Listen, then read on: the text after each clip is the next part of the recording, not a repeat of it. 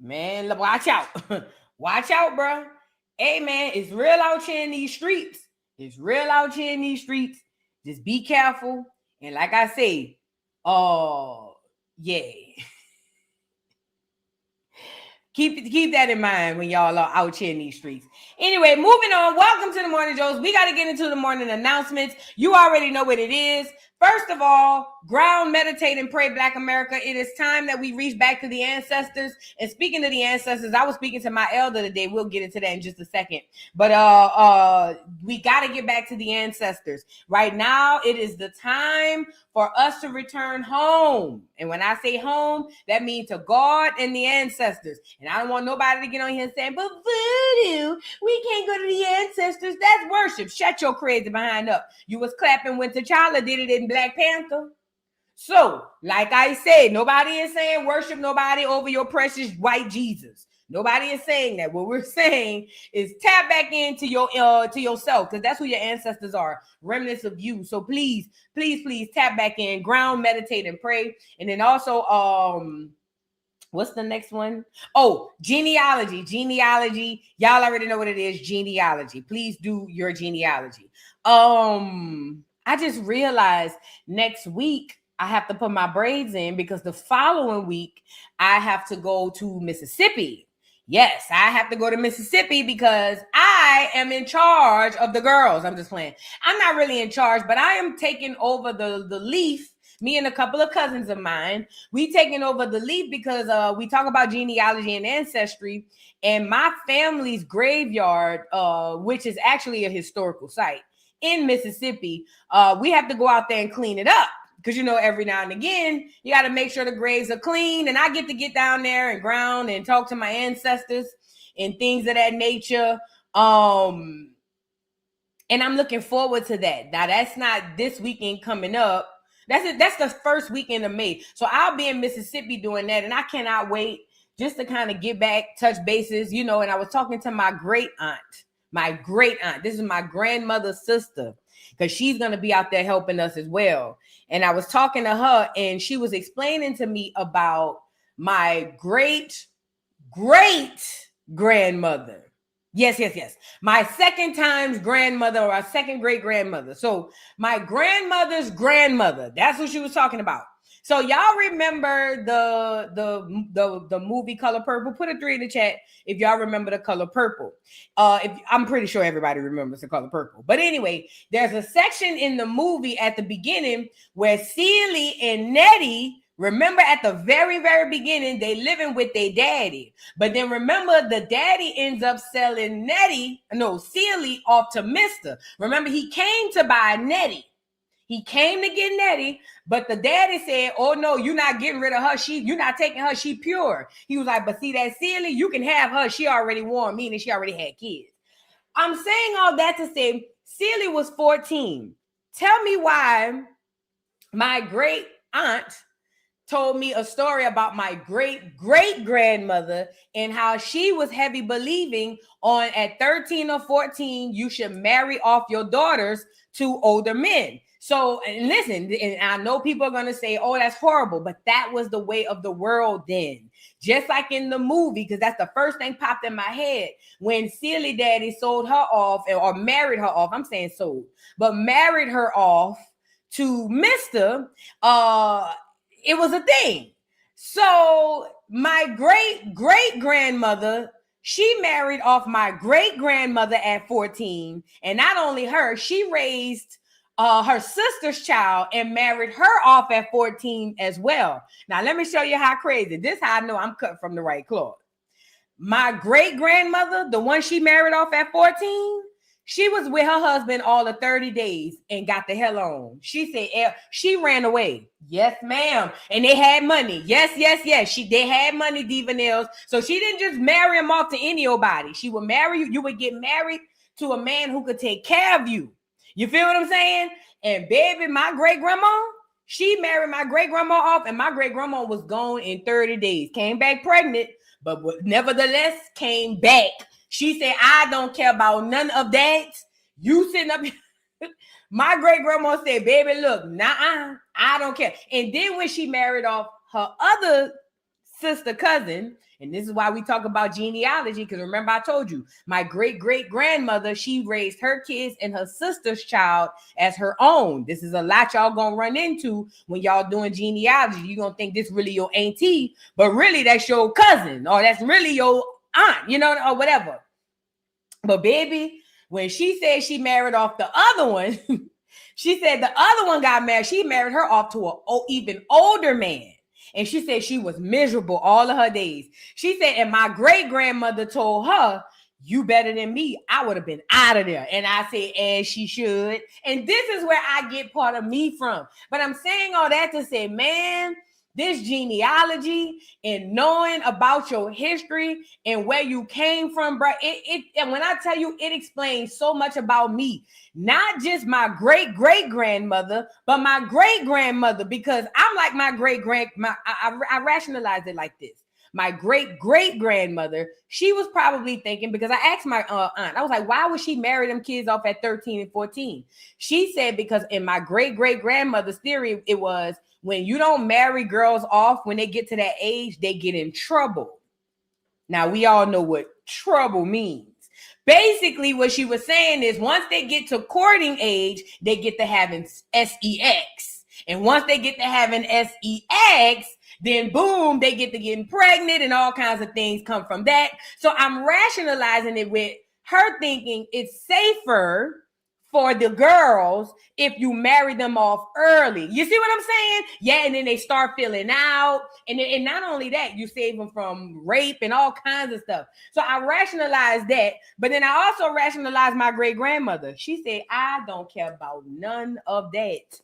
My great-grandma was out of there in 30 days. She came back pregnant, but she was out of there in 30 days. Shout out to my lineage. You feel what I'm saying? But anyway, y'all can find a lot of this stuff about your family if you do your genealogy, okay? So please do your genealogy. And when you find stuff, don't judge your people, man. They didn't know no better.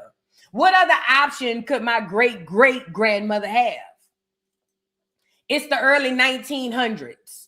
They don't have the education that we have. What other option, if you believe that either you marry the girls off at 14 or they're going to end up pregnant and out of the streets, most people would say, marry them off. You see what I'm saying? So we can't look at it from the education that we have today, because the education we have today, we will know, well, okay, there's other things you could do. But back then, it just wasn't that. But anyway, I just wanted to share that with y'all because I thought that was funny. I said, Lord have mercy. Now I know where I get both of they little attitudes from, because I'm like the great-great-grandmother too. If it makes sense, let's just get it over with. But anyway, let's get into the show, y'all. We got a lot to discuss. We got to discuss afros. The clears are stealing again. Remember, they stole our braids, our back braids, and called them boxer braids. Now they trying to steal the afro and call it a light. I don't know what the hell they call it. We're going to get into it. Then we got to talk about access to Black American culture and why people have such access and how the access got the way that it got. We got to get to that because people have diluted our culture so much to where we don't get to say that it's ours anymore, you know? So we got to discuss that. Peach McIntyre got into it with a clear man. I don't know where she was. We'll get into it, but I guess he got upset because she said the mashed potatoes were white people food. He got mad and they called the police. It was a lot going on. We'll get into that. We got an update on Tina Campbell. Remember we talked about her getting a divorce yesterday. Well, apparently her sister decided that was the best time to announce her and her husband was renewing their vows. And I said, something in the milk ain't clean. DJ Vlad responds to Boosie about him quitting over the $5,000. And then DL Whisperer wants the NAACP to help him down at prison. So we'll get into that. But come on in and like the video. Shout out to y'all. Cloud something. That's what it was. A light cloud, what they tried to call the afro. I said, I know you lying. I know you lying. Simply Monique, thank you so much for being a member for 13 months. Says you looking good, girl. I love the sharp cut on you, boo. Thank you. You know, I ain't gonna lie. I didn't too particularly. I was like, should I do a part? Because my head already shaped like a lemon. You know what I'm saying? And this is nothing, no shade to me. But it's just the truth. My head already shaped funny. You know, it's already shaped like a little apple at the top, you know, giving peritytes. You know, I already got a little raindrop shaped head. You know, I kind of look like a caricature. So when the girl did it, you know, like this with no part, I felt like it made my head look rounder than it already is. So I just was like, should I just put, like, I don't know. But then I said, let me just put it on the camera and see what the people see. Oh, and get into the bike, honey. Get into the bike. When I tell you that hair is growing and filling, hold on. Get into the bike. No weave. What's up? Don't worry about the bottom part. I'm fixing it. But get into the bike, honey. Girl, please. Girl.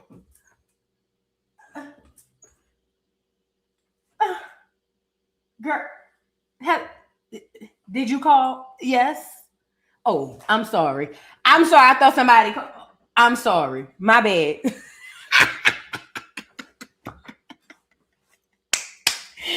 Anyways, girl, listen, cutting my hair was the best thing I ever did, girl. The best thing I ever did. When I tell you, I never would have thought being bald head boo would make me confident, but bald head boo has changed my life.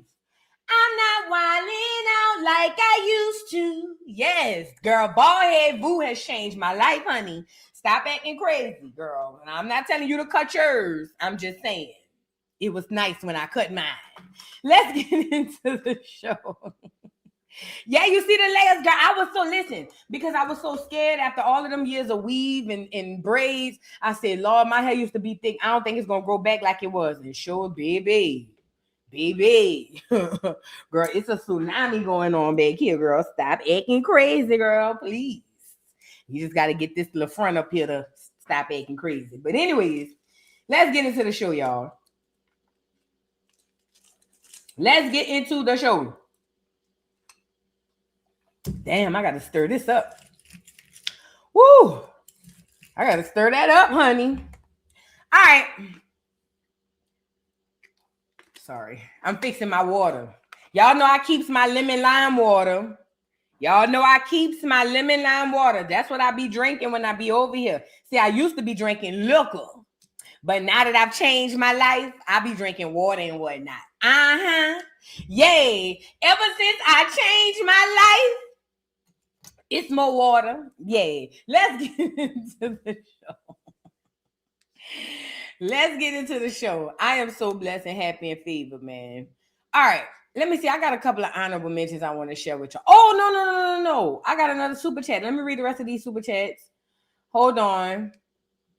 And there you go. Look at my TD. Always making it rain. Now, you done just paid for my hairstyle. Thank you, TD. I sure appreciate you for making it rain. I make it rain. I make it rain. I make it rain on them hoes. I make it rain. I make it rain on them hoes.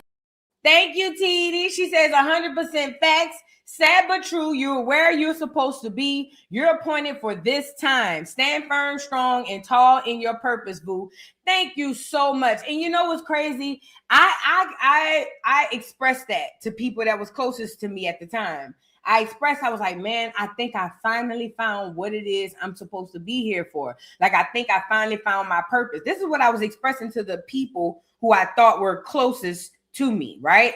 And when I said that, I'm thinking that they were celebrating with me, not knowing that was fuel the fire for them to hate me even more. But you're absolutely right. This is my time, and it is for me. It is my energy signature, and it can't be replaced or duplicated. So it is what it is. You know what I'm saying? Thank you, TD. I appreciate you for the kind words, and I needed that. Thank you. Jay New Orleans, thank you for the super chat, says, it's the voodoo boop for me. Hello, I like the voodoo boop. Happy Friday, and DL Yella continues to incriminate themselves on a recorded line. Yes, a bed couldn't make that up. Listen, let me tell y'all something. The DL Whisperer thing is so messy on all sides, but he's not helping his case as well. I don't know who's advising him, who's telling him to do these interviews, and I get it. He's probably desperate and need help.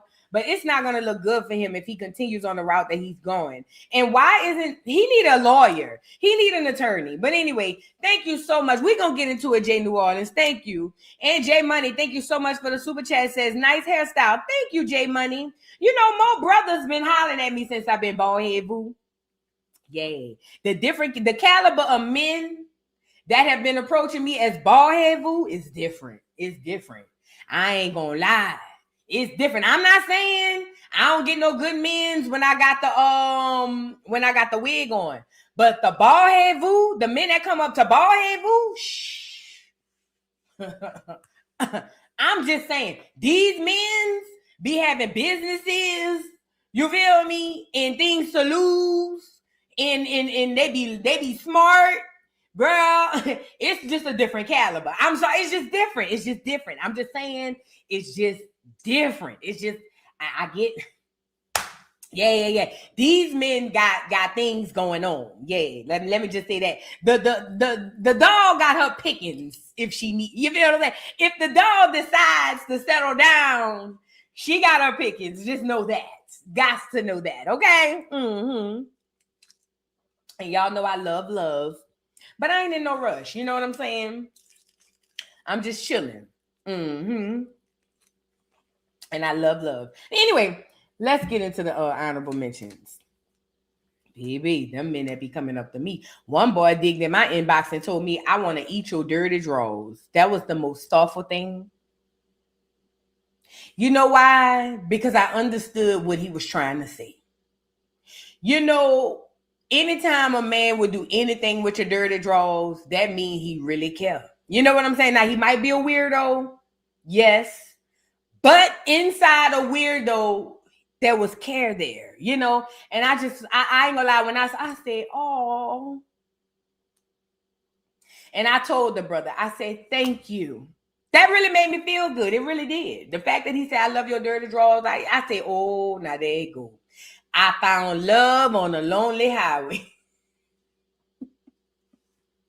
He said, I love your dirty drawers. He didn't say he was going to eat your dirty. He said, I love your dirty drawers. I say, I love that. I understood what he was trying to say. Anyways, yeah, drinking bath water. When people say stuff like that, y'all got to understand, you got to get past feeling played and see when people don't have the words to express. You see what I'm saying? The things they want to say. Sometimes they got to use the vocabulary that's accessible to them. So at the time, he couldn't say, Boo, you're just so amazing. You're so beautiful. All he could think of is, I love your dirty drawers. I understood. And to that brother, I love you back. Yes, I do. Not your dirty drawers, but I love you back. Shout out to that brother. That really was. It really did make me feel good. I said, now look at God. He know how to send his angels, huh? Won't he send an angel? Won't he send an angel? Yes, he will. Yes, he will. Speaking of sending angels, hold on. What in the hell is going on here? Y'all going forward with these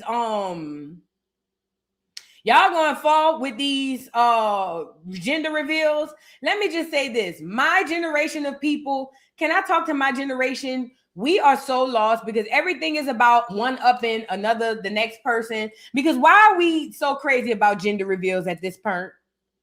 And then most of y'all be throwing big old parties for gender reveals, and it be y'all fifth baby. So now here you go, they having a little girl. They got the fire department out there with the hose pipe and nothing but.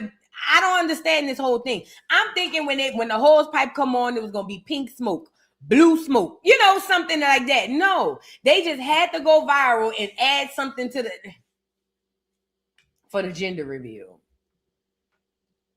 I can't wait till a day where we start putting that effort into, you know, the things that's going to help our kids. You know, yeah, wasting water. Bad enough, people water bill be high as the cost of living. Wasting all that water. You could have just had them come out there and just put the pink smoke out there. Not a right, Kiwi, not a marriage in sight. I'm just over this, y'all. Who cares if you're having a little girl?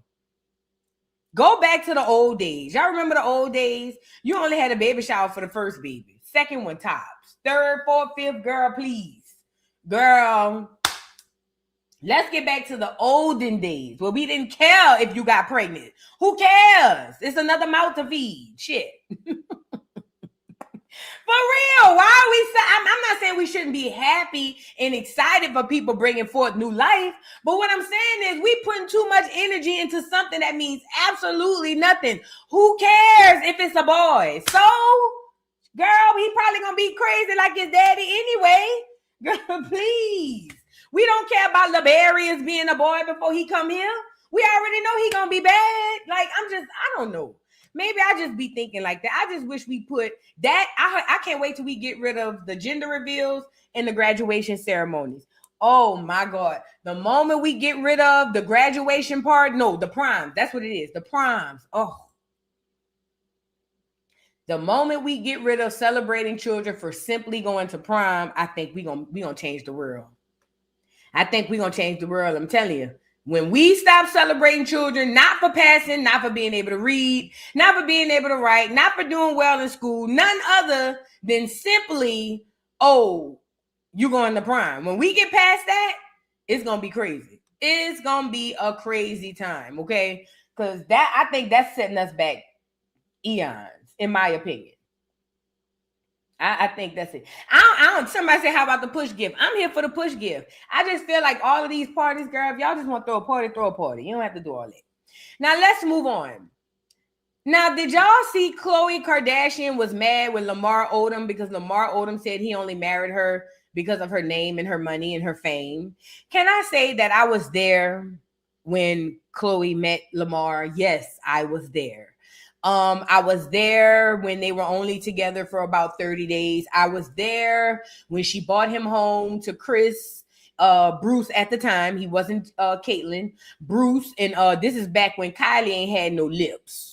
I was there when she brought him home. And everybody and their mama knew that Lamar Odom was not in love with Khloe Kardashian. As a matter of fact, a lot of y'all may not know this, but Khloe Kardashian was actually the ugly sister. No shade, but it was the truth. She was awkward. She was tall. She wasn't slim, but she wasn't fat. She was just in that middle stage. She had the big nose. She looked like a boy. You see what I'm saying? And she was real, real cool with Rob. Stop acting crazy. I was there. She looked like a tomboy. And she used to wear big bags. She looked at a mess. And she used to be mad and hateful at her. She wasn't pretty like her sisters.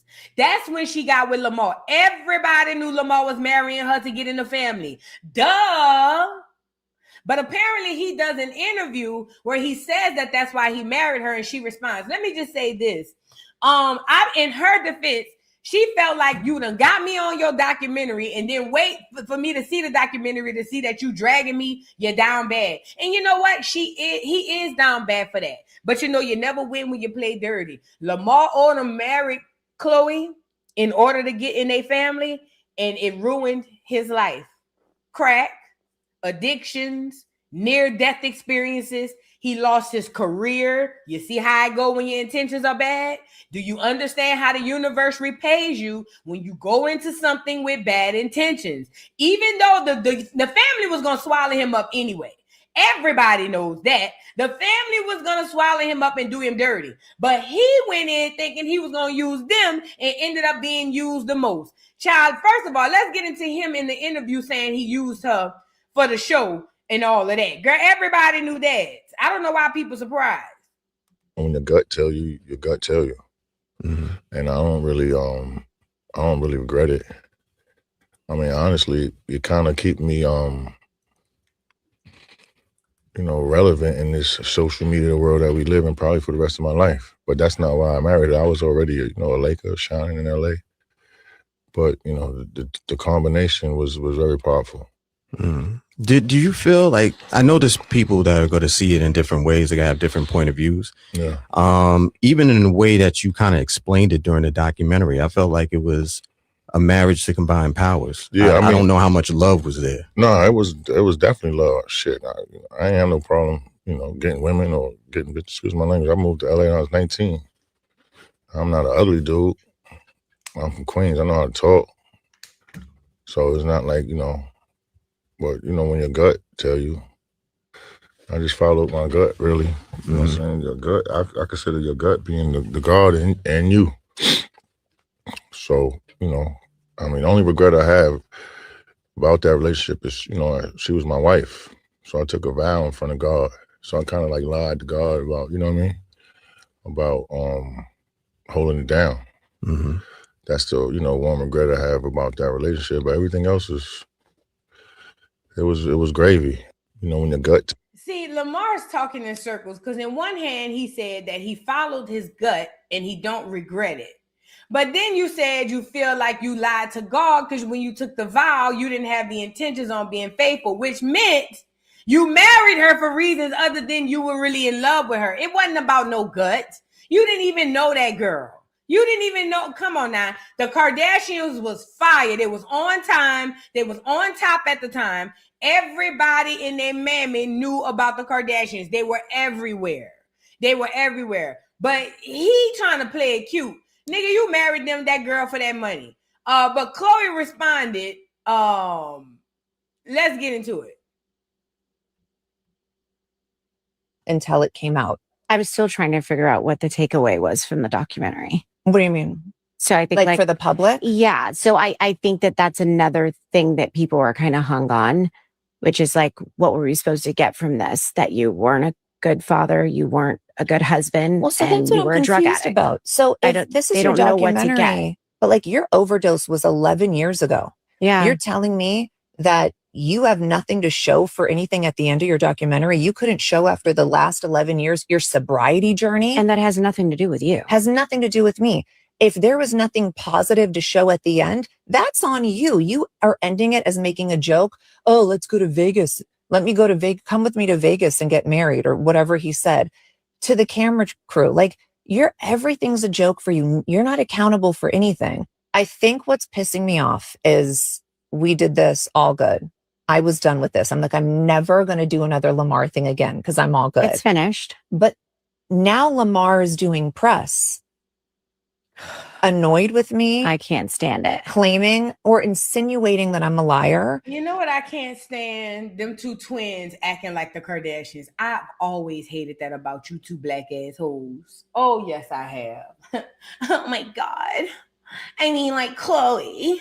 And I'm not saying that black girls don't talk like that, but it is very performative. I don't know how the other twin talk, but I'm talking about the one who Khloe was walking like a dog at a goddamn at a Halloween costume party.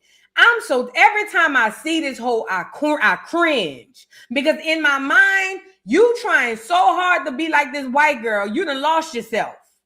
You don't even know who you are at this point. And you completely like everything. Her whole mannerisms, Malika, that's her name. Her mannerisms is like Khloe and the rest of the Kardashians. The way she talk, the way she walk, all of that. It's just like, girl, you just tired. All these things discrediting me, saying that I wasn't the one that helped him. That pissed me off as well, only because I was like, sir, you weren't. You were there, but you were a shell of a person. I'm like, the things that I witnessed and was there for, even the week that I was in Las Vegas, I was like, I want my friend out of here. I don't even think this is the clip I was looking for. Hold on. Because he does this documentary. He did the documentary, and basically it was her saying that she didn't appreciate him saying that she married him or he married her for the money or something like that. Number one, I was asked by Lamar or Lamar's team, whatever you want to say, I was asked if I can do the documentary. I said, I want to make sure this is a positive piece. I don't really want to go down this road if it's negative. He's been through enough negative. Let's like turn the tune here. Netflix then was like, we can't finish it without you. You're a big chapter. Sure, get that. I willingly do the Netflix thing for Lamar. I'm not getting paid one penny to do this. Right. It's like that chapter's done. I'm good. He's good. We're good. To do this, though, what turned me was Netflix reaching out again, saying like they can't finish it without me. And I didn't want to do that to Lamar. So I was like, okay, he deserves this. I was like, I really want to make sure, like, let's get on the same page with what he wants me to say. You reached out to him for me. He wouldn't respond to it. Did y'all catch that? Get on page with what he wants me to say. This is why y'all got to be mindful of documentaries as well. Nothing is 100% true. So don't look at anything and find it 100% true. You know what I'm saying? But ultimately, because I'm not about to spend all this time on this, because I can't find the video and I don't really care that much. But he did make mention that he married her at the time because of the opportunity. I think it was a clip inside of the documentary. But he says inside of that documentary that he married her because at the time, the opportunity that it presented to be with the Kardashians, he was not lying. If anybody knows anything about the early 2000s, or was it the mid 2000s? I can't remember. Any and everybody was with the Kardashians. Ooh, somebody say his first baby mama. Didn't he leave the baby mama to go be with Khloe? And look at what he walked into. Y'all gotta be careful. Anyway, the point is this: nobody cares about Lamar Odom. He's still clout chasing it. Basically, Khloe fell for the bait again by even doing that documentary, because even now he's trying to stay relevant. That's why he says, "Well, at least my name get to stay relevant in today's social media." Girl, I would leave Lamar where his crackhead ass where I found him at. Okay, that's what she should do. Let's move on. I would leave that crackhead where I found him. Girl, Gemini, get off here. I didn't call you. Oh, I forgot I activated that on my phone. I'm about to take that off. Oh, yeah, you about to come off of here. Anyways, let's move on. I already know where I'm going. So I got another honorable mention to show y'all. Y'all get the likes up on the video. Let me show y'all this. So Elon and AI.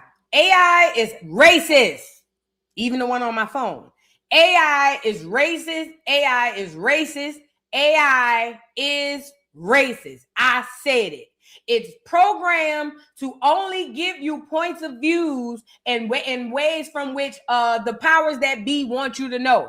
Do not trust everything you get or hear from no AI. That's Chat GPT, that's Gemini, and all these other people. All them other people y'all got that y'all be going, oh, I'm going to just go ask this and get this. Do not believe what you hear from them AIs, because they all programmed to give you lies, to tell you what they want you to know. You're going to have to do a lot of research on your own. Grok is racist. Chat GPT is racist. The AI on Google is racist. All of them is racist. I said what I said. Okay? Now that we know that, listen, Elon, while we out here windmilling with the Trump thing and the Epstein thing and this thing and that thing, Elon is suing for the right to use AI to discriminate against Black people, allegedly. Now, let me just say this.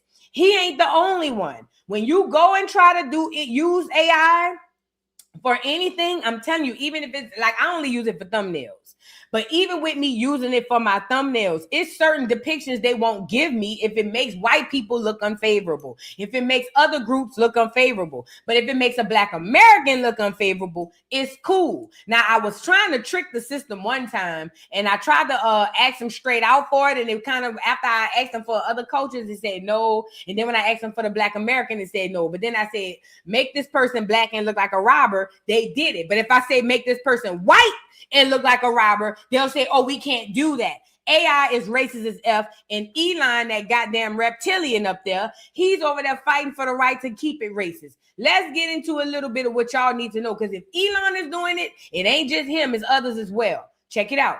Elon Musk just told a federal judge that being forced to not discriminate against Black people violates his First Amendment rights. I'm not exaggerating. That's the actual lawsuit. Your entire attention is on a Chris Brown and Usher stadium tour right now. Meanwhile, Elon Musk is in federal court deciding whether his AI can reject you for your home, your job, and your doctor. This is why we're always missing at the table. The media pushes the concert, and while you're trying to figure out tickets you cannot afford, somebody is in federal court making decisions about your life, with or without you in the room. Same week, the NAACP sued him for running an AI data center in a Black Memphis neighborhood. No permits, hazardous chemicals, people cannot breathe. So let's be clear. Did she say the NAACP? Is she a tether? Bitch, did you say the NAACP? Yeah, I gotta look you up. He does not want you to breathe clean air at home, and he is in court right now making sure his AI can reject you for your job, your apartment, and your doctor. The law he is fighting, Colorado's. It says AI has to be fair when it decides your housing, your employment, your healthcare. That is the whole law. He sued to block it. Stadium tour in the summer, federal court in the fall. One has your attention, the other has your future. Elon Musk just told a federal judge that being... So that Grok on AI, on Instagram, on Twitter, racist as F. Said what I said. And now he wants to get the right under the First Amendment. Mind you, these rights are for us. But he wants to get the right to use his AI to discriminate against, us. Remember, we are the target. We just don't know it yet. Like the young lady said, that's why they keep us filled up with Chris Brown concerts, and they keep the celebrities acting crazy and Cardi B and Offset fighting. So we don't know what they're doing while they're doing it. But it makes all the sense in the world that he would take our stuff and use it against us. At the end of the day, I'm just putting it out there for y'all to see and for y'all to understand what's going on. And I can't wait. I know that we're going to create our own AI systems. I know it's here. If it ain't already here, it is coming. We definitely need that, because honestly, what we're dealing with today is really not for us. Okay, let's move on. I saw this video. We talk about New Orleans second lining. We talk about crip walking. We talk about all that stuff, but I had saw this little boy cutting up on this house music. Who from up there in DC where the beat be going? They like their music like that. Up there in DC and Jersey and all of that, they like that house music where the people be voguing. You won't break my soul. They like that kind of music. But anyway, I saw this little boy who was cutting up to the beat. And I'm not crazy about the music. I don't really know nothing about it, okay? But this little boy, when I saw him dancing and cutting up, I fell in love, okay? Let's get into the little boy. I'm going to let you hear a little bit.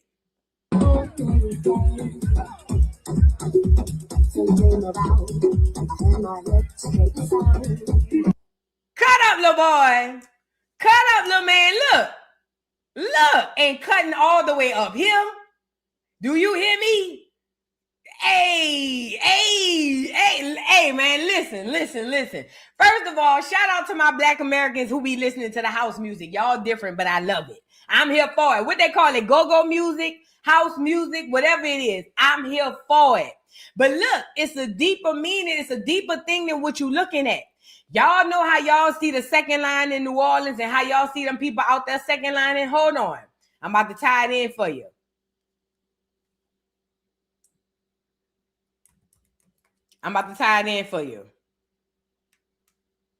Look at this little boy dancing, right? Look at this boy dancing. Look at this little boy. Look at this boy dancing, right? Hold on. I could do you one better. Let's go pull up them boys from the West Coast. Crip walk. Let's go pull up them crip walkers. Look.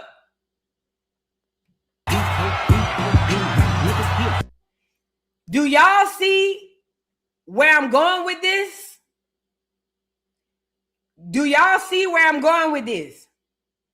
The reason what you're looking at is we are the foot workers all over the world. The footwork, that dance, the way in which we do it, it differs in different areas, but it's our stuff. It comes from us. It's ancestral. It's who we are. It's God. Even dancing. Even if we go back to this little boy. Even dancing, God is in the way that this little boy is dancing, the way he moves his body, the way that he's able to command the beat and ride the beat. Everybody can't do that. If everybody could, they would.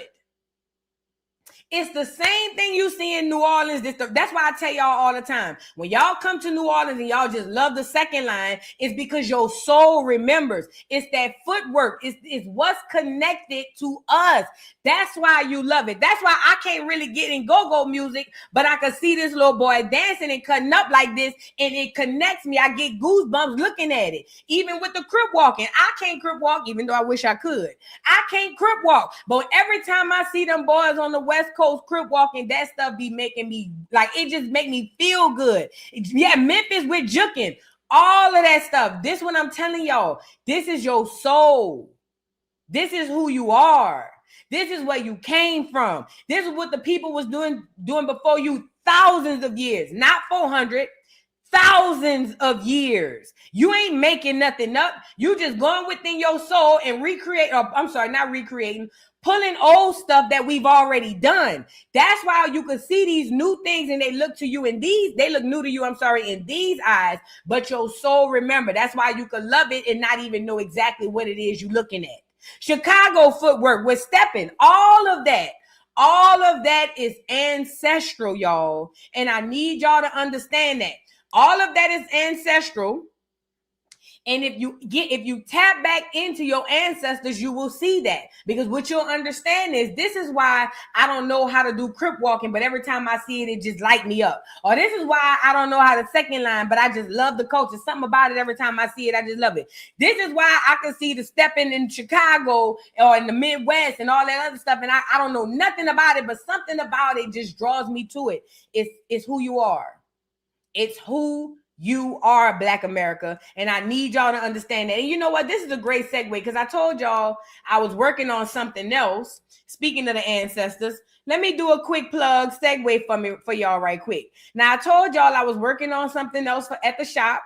Shout out to me, VoodooDollTVShop.com, and I got this new brand or this new thing that I got, and I'm sharing it with y'all if y'all want to shop. The link is pinned to the top of the chat, and this one we dealing is called My Ancestors Don't Play About Me. Okay, hold on. Let me go back. I got a few things on the site, and y'all should go out there and shop and see what y'all can get. This one that I got. Let me make it. I worked on the design. Hold on. Am I getting it? What the hell? Oh. Can y'all see that? Y'all can see that. Why is it not scrolling down? Oh, Lord. Hold on. Let me so y'all can see it. So I created this one. I got a couple of shirts, couple of hats on there. This one is My Ancestors Don't Play About Me. It's very Egyptian inspired because I understand who we are. And I understand that Egypt is in America. So I'm talking, when I do my ancestral stuff, it ain't going to be about what happened at slavery or around slavery. I'm trying to bring y'all all the way back. Just like when you get that familiar feeling when you see them kids dancing in New Orleans doing the second line, or them churn dancing in Chicago or wherever they are. It is about connecting you back to who you are. So the next line up is My Ancestors Don't Play About Me. I got a few things on here so far, a few hats. Let me see. I got a few hats that I put up. I don't know if they all done. They all haven't really popped up on the site yet because I'm still working. But y'all make sure y'all hit up VoodooDollTVShop.com. Let me see if y'all can see this one. You can hardly see this one. I gotta fix it. But yeah, y'all make sure y'all pull up on VoodooDollTVShop.com. Yes, honey.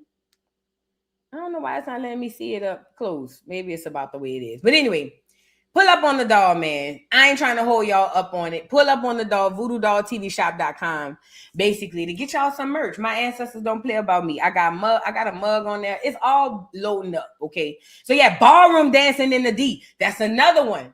We got to get back to who we are. We got to get back to who we are. And we can't start it at slavery, y'all. Gone are the days where we talk about our ancestry and our history, and it's slavery this, slavery that. I tell y'all all the time, that is a huge disrespect to the ancestors that came before slavery and even were here during slavery. I also told you that everybody in America that were Black was not a slave. Everybody wasn't a slave. You have freedmen, and slaves. If you want to know the difference between the freedmen, and the slave, it's a status. The freedmen would be like the Huxtables. The freedmen would be like the Winslows, and the slave would be like the Evans from Good Times. Does that make sense? It literally is just that. Take away the Roots movie. Take away all of the tales you've heard about slavery. I'm telling you what the statuses were. All of us were not slaves. Some of us were. All of us wasn't. You have freedmen. These are people who've never been a slave. Then you have freed men, people who were freed from slavery. And then you have slaves. These were the three statuses of people. So stop starting your ancestry as slavery. Who knows? You could be disrespecting your bloodline, because what if your bloodline ain't never seen a day of slavery in their life? Keep that in mind. Keep that in mind, okay? Now let's move on. Seriously though, keep that in mind. And we get indoctrinated to do that through school, through church, and even through social media. Every time you turn around, it's slavery this. My ancestors since slavery. Stop doing that. I don't count my ancestors as slavery. You could do yours. My ancestors done way more than that. As a matter of fact, I talked to my great aunt. We trying to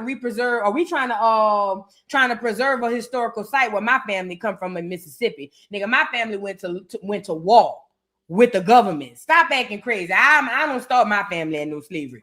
You keep yours as slavery. I know my genealogy. I know where I come from, and I know slavery is not even a pinch of my family history. Okay.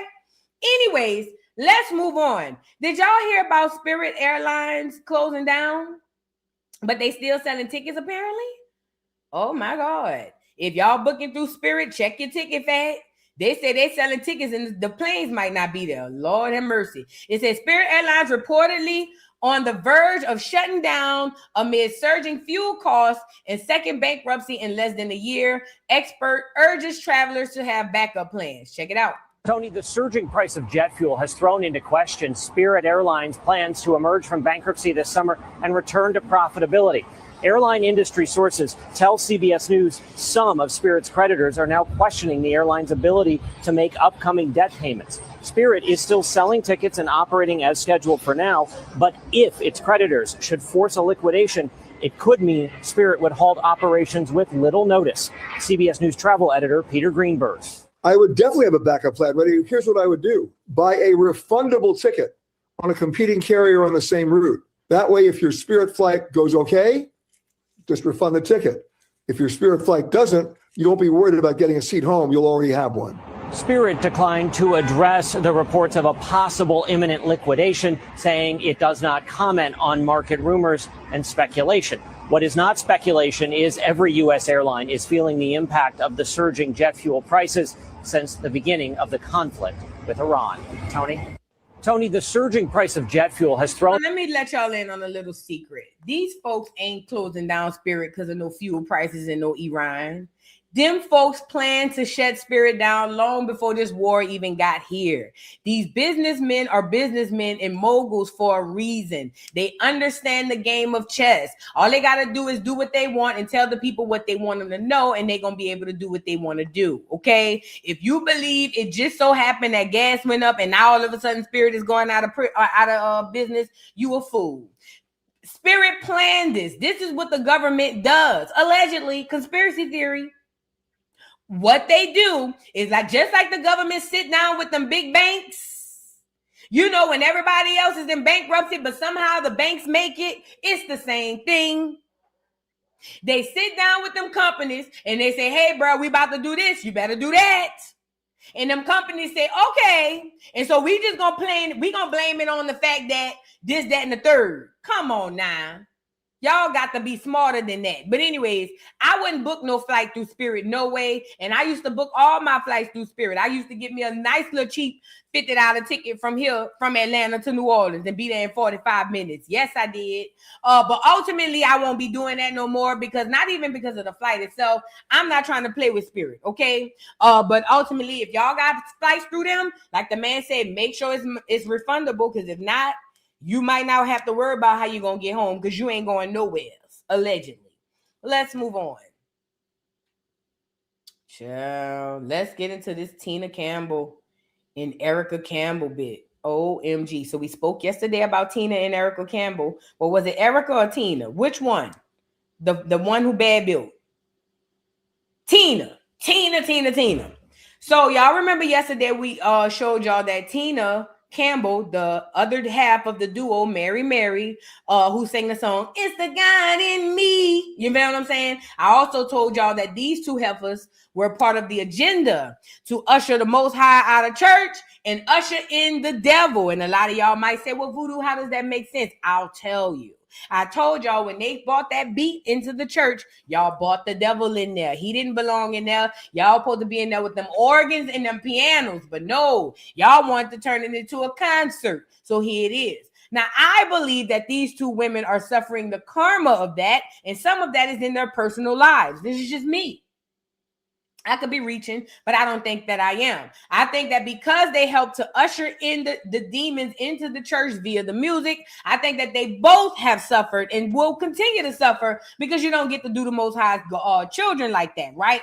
But anyways, so now Erica yesterday, or Tina, the bad built one, her husband, after 27 years, finally filed for divorce. Mind you, he's been cheating all 27 of the years. Her husband, with her friends, with her co-workers, her family, anybody he could get his hands on, he was cheating on her with.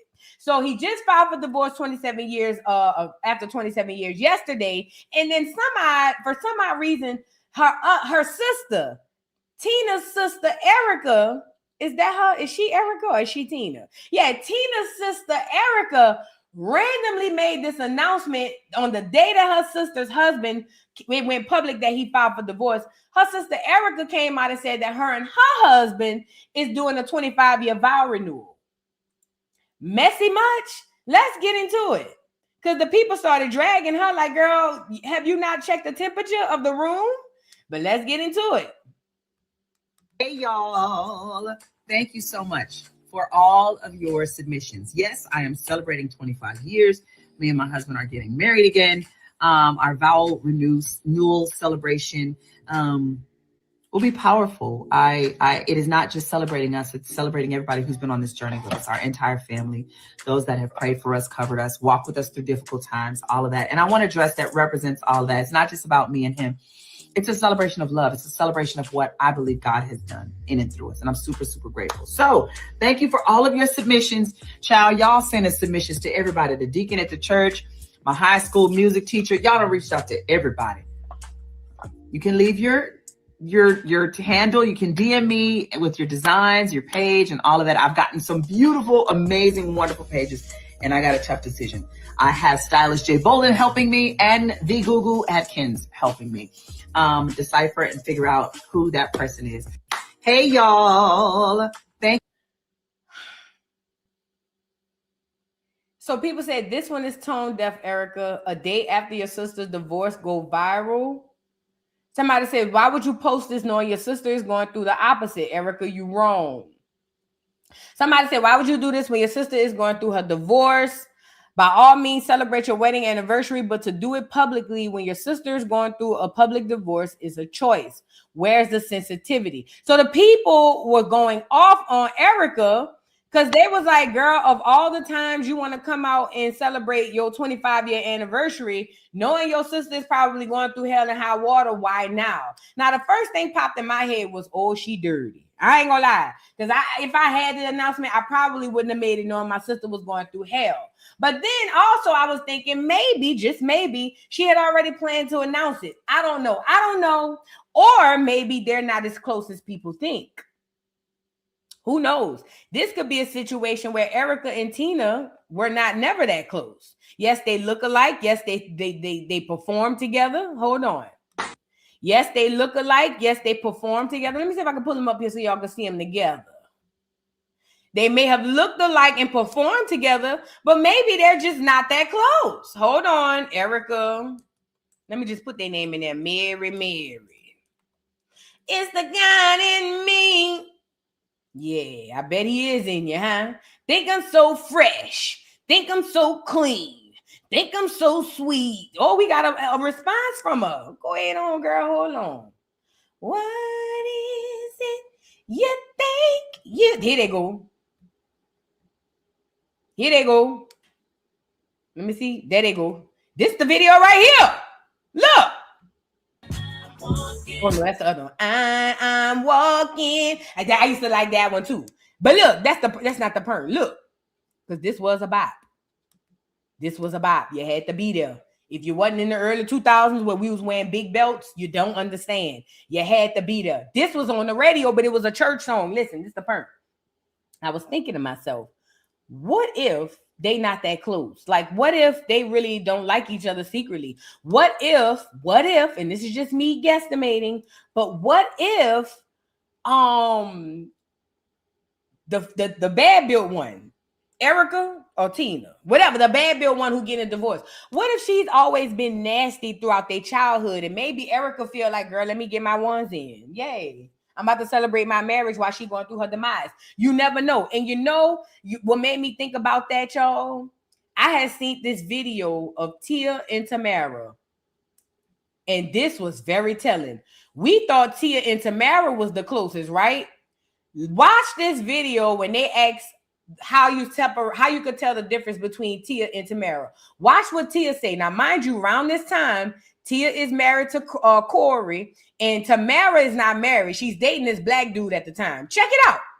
Tia, the one with the ring. Oh. So don't get it twisted. Okay, Tia. That's my sister, the one without the ring. I'm married. Yeah, put it on the box. Put it on the Really? Tia, the one that's married. Okay, yes. Okay. People always get mixed up. All right. That's funny. All you ladies. I'm Tia, the one with the ring. So you see how Tia is so hard pressed, infatuated on the ring thing. And it's crazy because right after I saw the Tina Campbell and Erica thing, I saw this video. And in my mind, I was like, what if that's the dynamic between them? What if Tina, that's the bad bill one. What if Tina had been all around town or making it seem like her life was better? What if she was just not a good person? And what if life just happened to turn the same way it turned for Tia and Tamara? Because right now, Tamara is the one with a husband. And Tia is around here with somebody's nephew. You got to be careful what you think you're holding over somebody's head. And I'm just saying, I don't know if this is the dynamic, but this literally came on my timeline right after I saw Erica make the announcement about her her renewal after we just heard the news about Tina getting a divorce. I was thinking in my head, maybe they not that cool like that. Like people feeling like, and you know what's crazy? Maybe Erica is getting her lick back. I don't know. But I did see this. Hold on. I think this is a recent video they say from let me get the girl on here. I think this is a recent video. Hold on. Let me see. Is this her responding?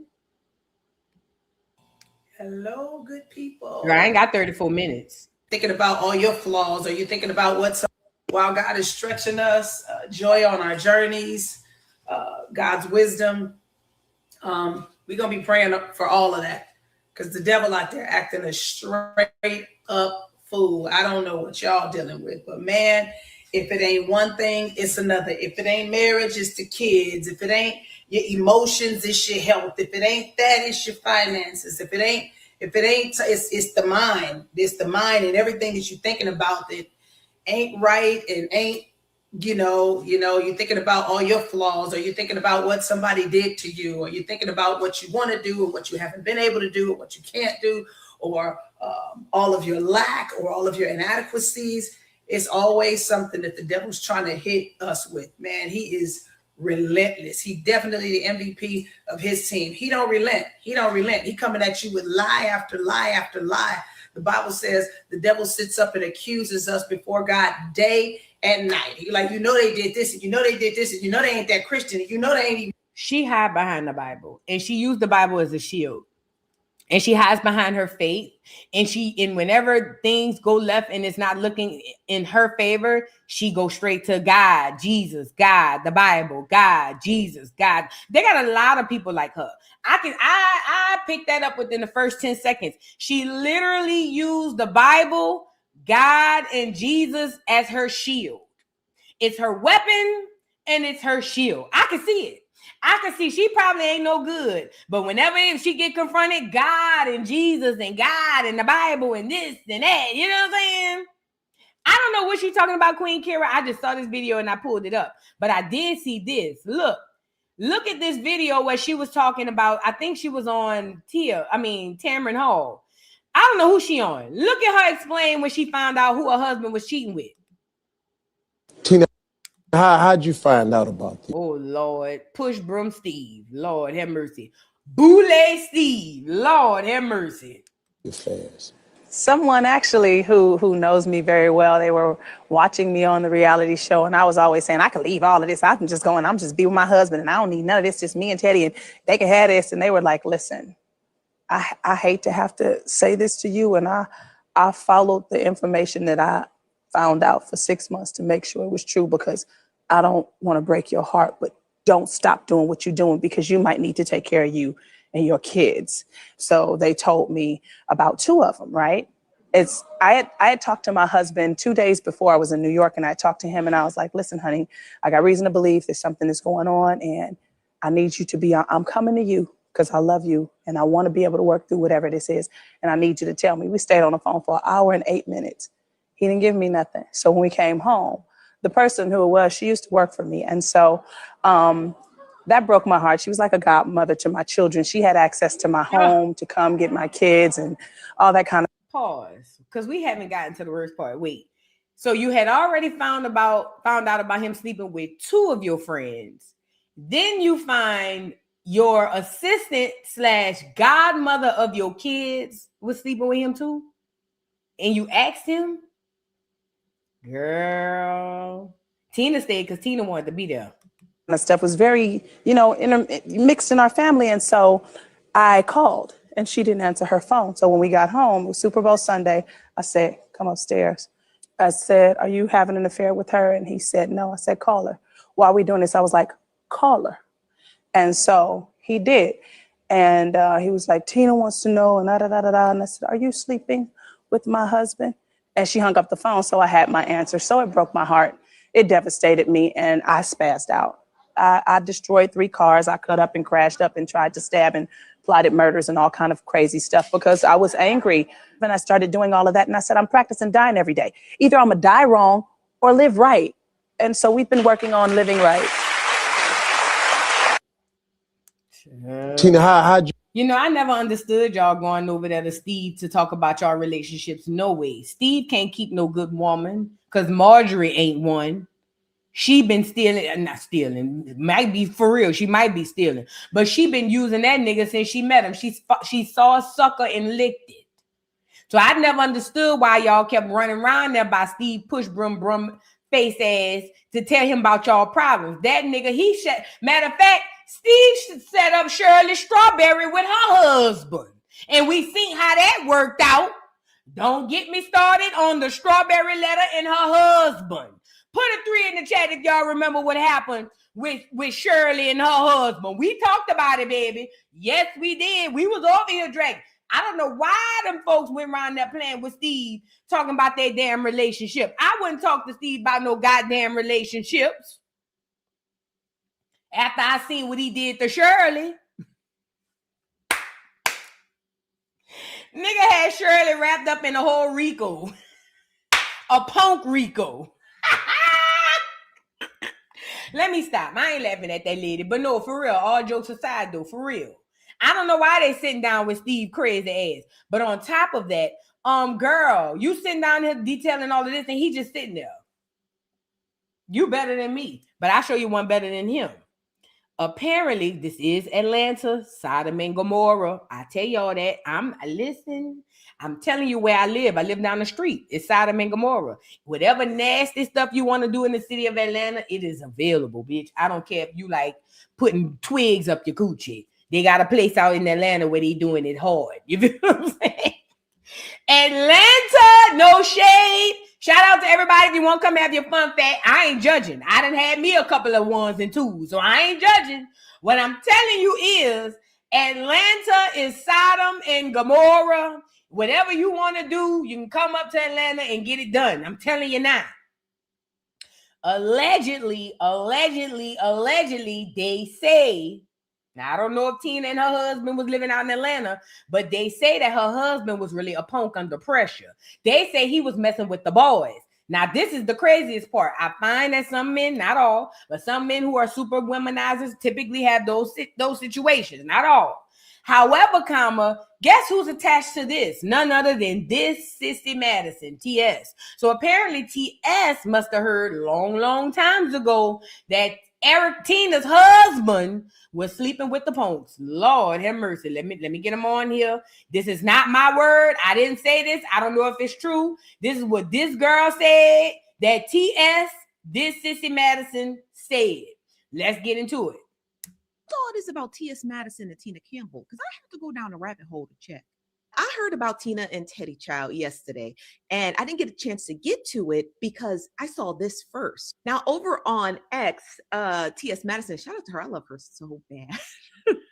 Also, I hope she tours in my city soon because I just can't get the New Orleans show, but that's neither here nor there. Now, after it was announced that Teddy Child had filed for divorce against Tina Campbell, T.S. Madison had posted this meme and everybody was in the comments like, what's going on? What's going on? What's the tea? Now, apparently T.S. Madison is supposed to be discussing it on her show today, but I had to do a little digging because I needed to know a little bit sooner. Now, when I searched T.S. Madison and Tina Campbell in Google, just a simple search, this actually popped up. Now, it stated that on Friday, a man called into the YouTube talk show with T.S. Madison and Kaya, claiming that he had relations with Teddy. Now, the caller said he was a former guitar player for the gospel group Soul Seekers back in 2000, and that he and Theodore used to hook up. Now, okay, pause.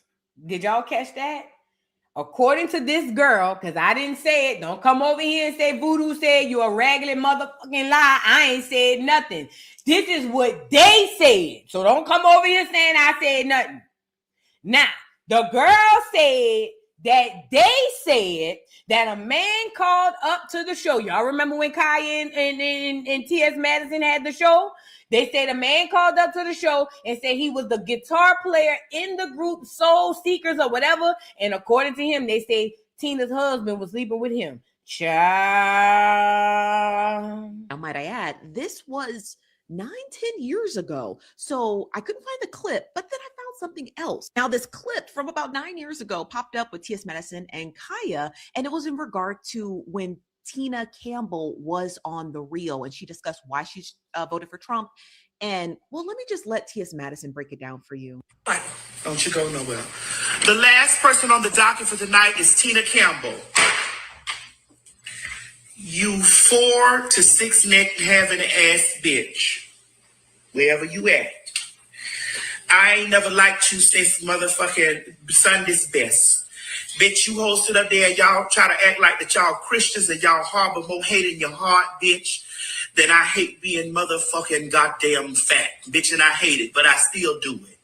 But at the end of the day, you sat up there on that reel and you said out of your sloppy mouth that you voted for Donald Trump because he was a part of your Christian values. You stinking 12 neck having ass loose puss. Because the sloppy mouth is crazy. You can actually watch the rest of that clip on the tube under Queen's Court. And this is the little bit that I was able to find. I'm not sure the origin of the beef between Tina Campbell and T.S. Madison, but if you watch T.S. Madison on a regular basis, if you watch her show today, she'll probably break it down for you. Oh, girl, get over here. You a fan. Listen. So according, now this was 9 or 10 years ago, the girl said that a man called in and said that her husband was sleeping with him. And it makes sense that this Sissy Madison is connected because this Sissy Madison is always connected. Need I remind you, this Sissy Madison have a schlong about the size of an inner tube. Oh yes, that bitch is huge. Do you hear me? That bitch like, oh yes, every time I come on here, I'm gonna tell you how big it is. It's huge. And she use it. Yes, she do. She be screwing the punks and the men's. Yes, she do. I went and saw it. I seen it with my own eyes. TS is a giver and a taker. I seen it. So if your man was caught with her, please know he might have been doing the bending too. Okay? This for anybody who, and it's public knowledge. I ain't bringing nothing out that ain't already out. I've been seen this. As soon as I found out about I went and looked T.S. Madison up when she was saying new weave, 50 inches, whatever she was saying, bitch. I wanted to go see. Yeah, I need to go see. I'm nosy. I won't go see. And I went and saw. Yes, I did. It scared me. But she used it. She a giver and a taker. But listen, this the perk. I don't know if T.S. had any issues or run-ins with Tina's husband, but according to this girl who says she's found the tea, they say some man called in. I don't know how true it is. They say some man called in and said that he was sleeping with her husband. I don't know. Girl, this might be a good thing for you, Tina. Run away. Run away, love. Run away, love. Get Mary on here. Girl, get Mary and Keke Palmer. Girl, it's time for you to run away. Just run away. At any rate, Tina, girl, get yourself together. That's all I got. Let's move on. Speaking of T.S., this Sissy Madison, I got another thing I want to show y'all. So, did y'all see the DL Whisperer has spoken out from prison? For y'all who don't know what's going on with the DL Whisperer, because this is all still connected to this Sissy Madison. Never forget. Okay, so for y'all who don't know what's going on with the DL Whisperer and this Sissy Madison, DL Whisperer is a content creator, and his claim to fame is telling black men or black women, about men who are on the DL. Hence his name, DL Whisperer. Now, DL Whisperer was minding his business, reacted to videos that people sent him, and I can't remember who video he reacted to, but whoever it was, T.S. Madison, who is the Diddy of the LGBTQIA plus community, decided that she was going to reach out and feel some type of way. Now, I've picked this up amongst the crowd. Anybody that have anything negative, or at least that seems to be deemed negative to say, is always TS or somebody connected to TS that's going after these people. And this is for y'all inside the LGBTQIA plus community. Because I saw the boy Darren Fleet just went through it too. The boy from Darren Fleet Comedy. They are like a gang. They like the LGBTKKK. No cap. These people is... Listen, they around here bullying people. I can't prove it. I believe conspiracy theorists. They around here bullying people, especially y'all inside of that community, okay? If you say something that they don't like, they swarm you like the beehive, and they go around there and they go to harassing and things of that nature, allegedly, okay? Now, the DL Whisperer, once he said what he said and it caught the attention of T.S. Madison, they were having back and forth. So much so that T.S. Madison went on to his show, because it's a boy. He went on to his show with the punk, I forget his name. Him and Craig, the punk Craig. I think that's his name. Yeah, Craig the writer. So him and the punk Craig went on the show and read the DL Whisperer's credit report. They read his credit report and they were reading off some large numbers, and people realized that was a student loan. Long story short, it went left, right. DL Whisperer ended up doing what was wrong and going by that boy house, TS, this is Madison. And after he said that he was going to physically harm them. So now he's in jail. Well, this is the gag. He's been in jail. Tasha K is involved. It's a whole lot of stuff. I'm not going through all of that. But he went to jail, and he's apparently in some small jail somewhere in Bumscrew, Georgia. And in this small jail, he has been treated wrong. They say he's been not fed properly. They said that, this is what he said. He hasn't been fed properly. He don't have a court date. Basically, they in there handling him bad. And I don't know this to be a fact, but what I was thinking to myself was, it wouldn't surprise me if T.S. Madison got somebody in them on the inside doing DL Whisperer dirty, because that's a whole cult. Okay, all of them. Listen, and let me say this to Black American women. Give me up here for just a second, because a lot of their audience is you Black American women. It's not other gay people. Most of their audience is Black American women, and y'all so slow, y'all can't even see what's going on. So let me help you out. These people's whole agenda, I believe, conspiracy theory, I believe these people's entire agenda is to get you to separate from your people, to use your struggle as their cause and separate you from the ones that you love. This is why every time you over there listening to them, they say, if you don't vote this way, you need to separate. Or if you don't think this way, you need to separate. Everything is about you separating from the people that you love. And that should be a red flag. People don't have to vote like you to be your friends and your family. People don't have to think like you to be your friends and your family. But it seems like over on that side of YouTube, not just him, it's a whole slew of them. It's a whole slew of them. And I believe they all working together.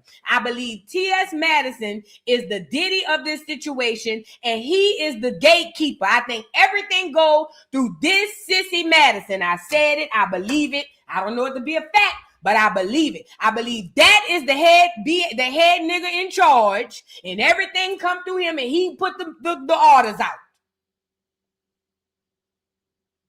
And black women, while y'all over there laughing and kikiing for a good time, what y'all don't understand is you are helping them to do this.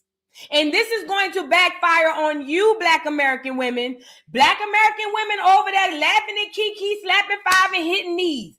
This is going to backfire on you, because you got to know whenever it's TS against anybody, they're going to always take their side. They don't even like Black American women.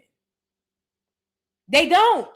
That's why they still calling you fish, even though you keep telling them don't call you that. They don't even like y'all, for real.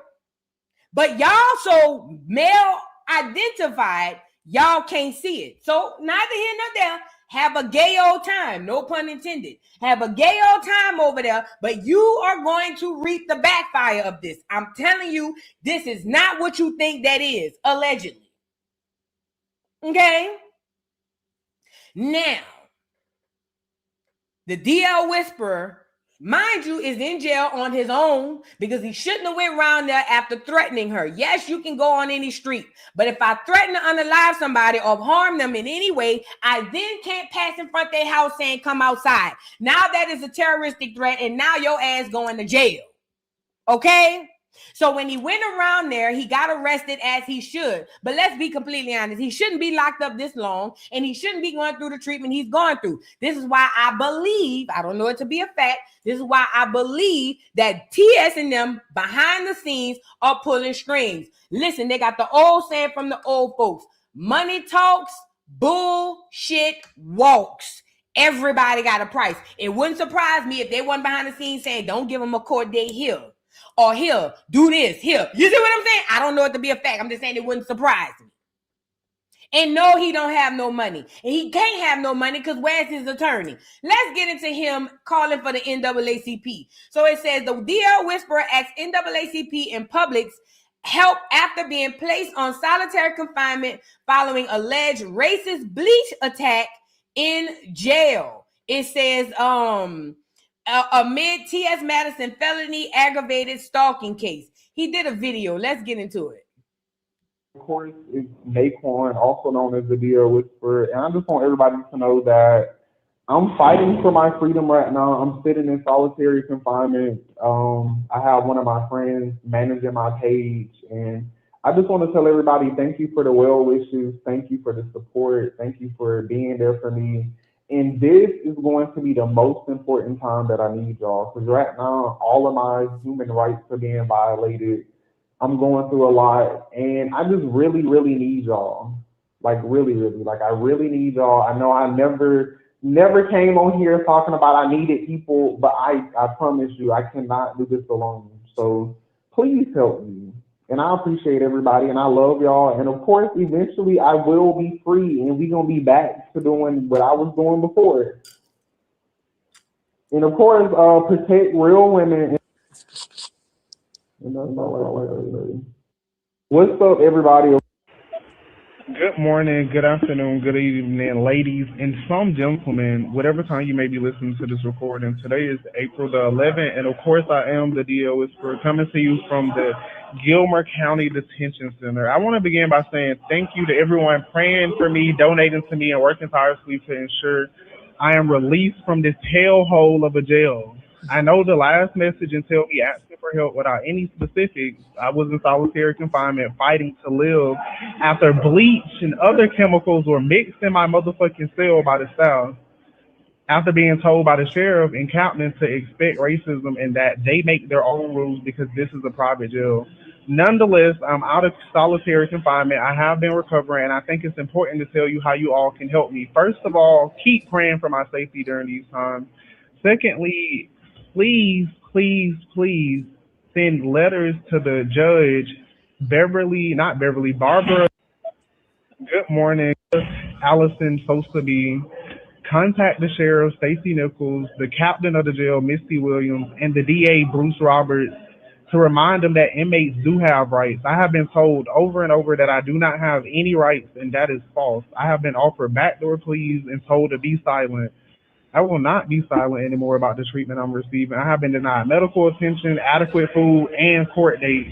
There have been HIPAA violations and so many other federal laws broken. I have kept quiet for my own safety, but I do feel that being quiet only continues to put me at risk, which is why I'm deciding to speak up and stand up for myself. I'm not suicidal, and I'm not having any thoughts of self-harm. I have been threatened and denied bond without any true reasoning. I have been denied court dates and contact information for any oversight for the jail. If you can hear my voice right now, please continue to sign my petition and contact the legislators, the NAACP, and any other agencies that are able to help with Allison posting this issue. I will never stop fighting for my freedom and my innocence. I appreciate all the support and well wishes sent to me daily. You can contact me through jailatm.com. My inmate number is 17373. I love you all, and I cannot wait to be released so I can continue my fight to help women. And of course, to the men in wigs, your time is coming. And again, I love everybody, and thank you all for the support and the well. Ain't you on a gag order? Why would you ask? Ain't you on? Yeah, he part of the reason why the DL Whisperer is where he is because of the DL Whisperer. Because I am not gonna take this back. You should not have gone over there. You like a crash out. And the fact that you still in jail, allegedly fighting for your life, and you still on here talking about when you get out, you getting back to it. Yay. He ain't learned nothing, Diva Nails. He ain't learned nothing. He ain't learned nothing. He ain't learned bum nothing. And that's probably why God got him locked up still. He still ain't caught on yet. Like, come on, bro. You gotta do better than this, bro. Wishes. And again, if you want to contact me, jail. The reason why y'all see him here is because he brought himself over here and he's in jail. He could have talked all that trash all he wanted to online. You're in jail because of what you've done. And I have to admit, even though this Sissy Madison gets on my nerves, he's right. DL Whisperer, and let this be known to anybody else out there, you cannot threaten people and then go to their house. You can't. You're going to jail. He should not have threatened her, number one. And then number two, you shouldn't have went round there. That part I have to agree with. And I'm pressing every motherfucking, so all y'all fans, I'm going to let you know that I'm pressing every motherfucking charge that I can, and I'm standing on it. Every motherfucking charge. The reason why y'all see him here is because he brought himself. Like I said, my theory is that two things are happening at the same time. Yes, he did land himself in jail, but I also believe that they could possibly be pulling some strings behind the scenes. I don't know it to be true, but I believe it because I understand how that cult works. Okay. People will never tell you that, but that's just exactly what it is. And the only reason I ain't gonna say why I came up with what I came up with, but I said what I said. I believe that he's being treated unfairly, and I believe it is at the hands of people who got money like them. Yes. And like I said, it is still bump Georgia. So money talks, bull crap walks. I believe it. But everything done in the dark will come to the light. DL Whisperer, hopefully you can catch on to the fact that maybe God is trying to tell you something, because the Most High could have got you up out of there already, but apparently your mindset hadn't changed. maybe, just maybe, if you ever got to see this, it sounds like you're back in Gen Pop. If you ever got to see this, just maybe you need to take time to just sit. Nothing wrong with what he was doing as far as helping Black women. I did see it kind of going left, so I went away. However, maybe, just maybe, God is trying to pull you back a little bit. Come on back. Come pull back a little bit so you can see something, and then he'll let you back out. You know what I'm saying? I'm just saying. Let's move on. Now, DJ Vlad and Boosie. Remember Boosie quit DJ Vlad?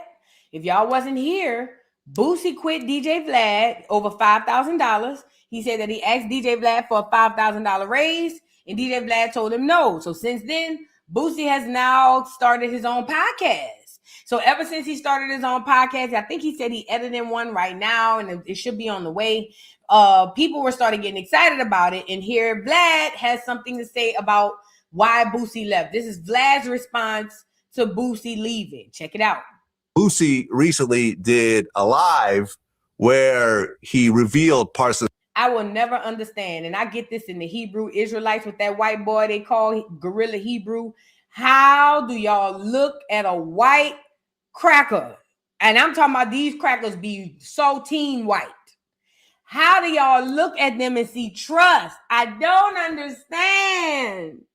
Just like that white boy in the Hebrew Israelites who got his own camp, Gorilla Hebrew. How y'all looking at these crackers and saying, okay, I could trust? How? They don't even look cool white. They be white. And y'all really sit in front of these people and be like, yeah, I trust them. How? You know, for the longest, it made sense why DJ Vlad never showed his face on camera, because he understood that them niggas sitting across from him just want the money. They gonna go with the move. He knew that if we saw him on a day-to-day basis on that camera, we wasn't going. That's why he never was on camera. Everybody knew he was white. We knew he was white. But he never put his face on that camera, because what DJ Vlad knew is that if we started having to look at him every day, at some point we was going to say, hell no. If this no screen fed cracker, I don't know what else to tell you. Girl, he white as snow. You can't make this up. Jew down. This conversation, and in his live, he said that he had asked for $5,000 more, and I said no, which is why he's not going to do the interview.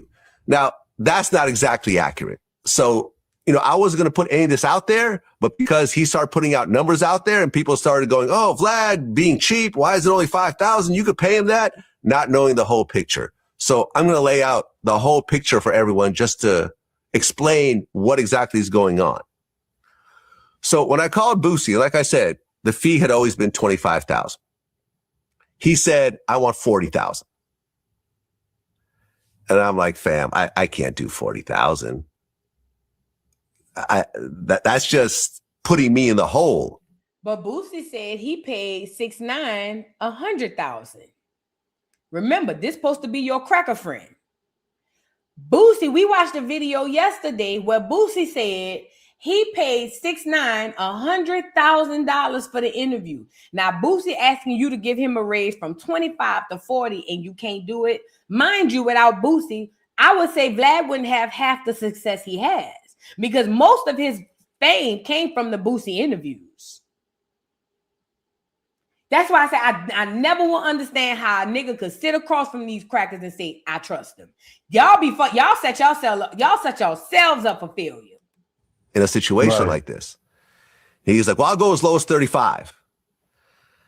And I'm like, man, listen, I might be able to do 30 after I run the numbers, but 35 is definitely out of the question. But let me go ahead and run my numbers and actually see what's going on. So I went back and I looked through the last, 5 or 6 interviews, and I looked, and the profit margin on each of these interviews was around $10,000. So I showed him the numbers. I sent him a spreadsheet showing him my back end numbers. And I'm like, bro, the most I could do is 25. But see, this is the problem though, Vlad. You shouldn't have been looking at the numbers of today. What you should have been considering is that nigga built your platform. That's if you care. But remember, this is a Jew. if you cared and you really wanted to reciprocate the energy that Boosie brought to your platform, just off the strength of, you know what, the numbers might not be numbering right now, but that man helped build my platform. Let me pay that man what he asking. That's what you should have did. But Vlad is just what he is, just like them people is, here to kill, steal, and destroy. And that's why he doing what he doing. He would rather think about, I don't know, the numbers don't match. He'd rather say that than to give that nigga money. And that's good for Boosie. That's good for him. You're asking for 35. Your traffic has been dipping over the years. You've gone from about 6 million to about 5.5 to about 5 and some change. So you're looking at about maybe a 10, 15% decrease in views, which means a 10 to 15% decrease in revenue, as you know, but you're asking for a 40% increase in appearance fee, a 40% increase. It doesn't make any business sense, because what'll end up happening is, look, Boosie's already at home, right? He wakes up, he does the interview. There's no cost associated with him, and he was getting paid $25,000. I have to fly because I don't have a studio or a camera crew in Georgia, in Atlanta, so I have to hire a camera crew in Atlanta. I have to fly from LA to Atlanta. I have to get a hotel. I have to have all the costs associated with it. And then afterwards, I have to pay to get the video edited and pay my crew and everything else like that. And as you know, with YouTube, I'm taking all the risk because sometimes videos get demonetized, right? Especially when you talk about someone like a Boosie who... Wait, somebody said he didn't build Vlad platform. Who built Vlad? Boosie didn't build it by himself. You absolutely right. But I can name all the people who built Vlad platform. Not drop them in the chat. Boosie, DL Hughley. What's that comedian dude that got into it with Charleston White? Him, Godfrey, Lord Jamar. Nigga, everybody but Vlad built Vlad platform. Are you insane? And the most recurring videos that everybody was going back to was Boosie. Boosie was his number one person on that platform. Period, point blank. Tony Yayo, I forgot. Come on, man. I tell you who didn't build a platform? Vlad. I don't know who built it, but I know who didn't build it. Vlad. All Vlad did was provide the money and put the camera in front of a bunch of niggas. The niggas built that platform. Quiet as it's kept, it really shouldn't even belong to him. Somebody, girl, who? Boosie damn near did build that platform. TK Kirkland, that's his name. TK Kirkland. That's another one who was over there building that platform. Man, y'all better go lay down somewhere. Who has, he swears, he's talking about... I get who own it. We're not arguing about who own it. That's what Jews do. We're not saying that they don't own it. I'm telling you how they lie, kill, steal, and destroy. That's the point. You're proving my point. He owns it, but he didn't build it. It was built by the people who really should own it, which is us. Now, I'm not going to keep going back and forth tongue wrestling with no slow person in the chat now. A lot of edgy stuff. And at the end of the day, I'm taking 100% of the risk. So I'm like, listen, I cannot pay you $35,000 when I'm going to make nothing. Or maybe I'm even going to take a loss. Boosie recently did a live where he revealed parts of this conversation. And in his live, he said that he had asked for $5,000 more. And I said no, which is why he's not going to do the interview. Now, that's not exactly accurate. So, I wasn't going to put any of this out there. We've already heard that. So according to Vlad, that the reason why they part ways is because it didn't make financial sense. But ultimately, that's why his platform is done. But let me tell you this. Vlad don't care. He done made his money. He done made his money. He done got them niggas to build up his platform. He don't care. He's on to the next. I saw, let me get DJ Academics and his response to it, to Boosie and leaving Vlad. Boosie helped make Vlad TV cool. Nah, somebody was just in the chat arguing with me. So I guess y'all could go argue with Vlad. I mean, not Vlad, with Academics too. Come on, man. I said what I said. When I say Boosie built the platform, I'm standing on that. No, he didn't do it by himself. But a large reason why Vlad is who he is and we know him today is because of Boosie. not because of nobody else but Boosie, okay? Yes, DL Hughley, yes, this one and that one, but it was Boosie's sound bites and his responses and his interviews that was going louder and more viral than anybody. So I'm gonna say it again. Boosie damn near built the platform. I said what I said. When everybody was saying it's the feds, it's that, is whatever, Boosie was a street nigga who never switched. Yep. He ain't fall back like Lord Jamar and a few of these people. He stayed down. I don't give a fuck, Vlad, my partner. Boosie attracted more folks to, I'm gonna go do that. That probably has a price tag on it. Here's the thing. If you didn't charge it back then, it's too late. Boosie helped make Vlad TV cool. When everybody was saying it's the feds, it's that, is whatever, Boosie was a street nigga who never switched. He ain't fall back like Lord Jamar and a few of these people. He stayed down. I don't give a fuck, Vlad, my partner. Boosie attracted more folks to, I'm gonna go do that.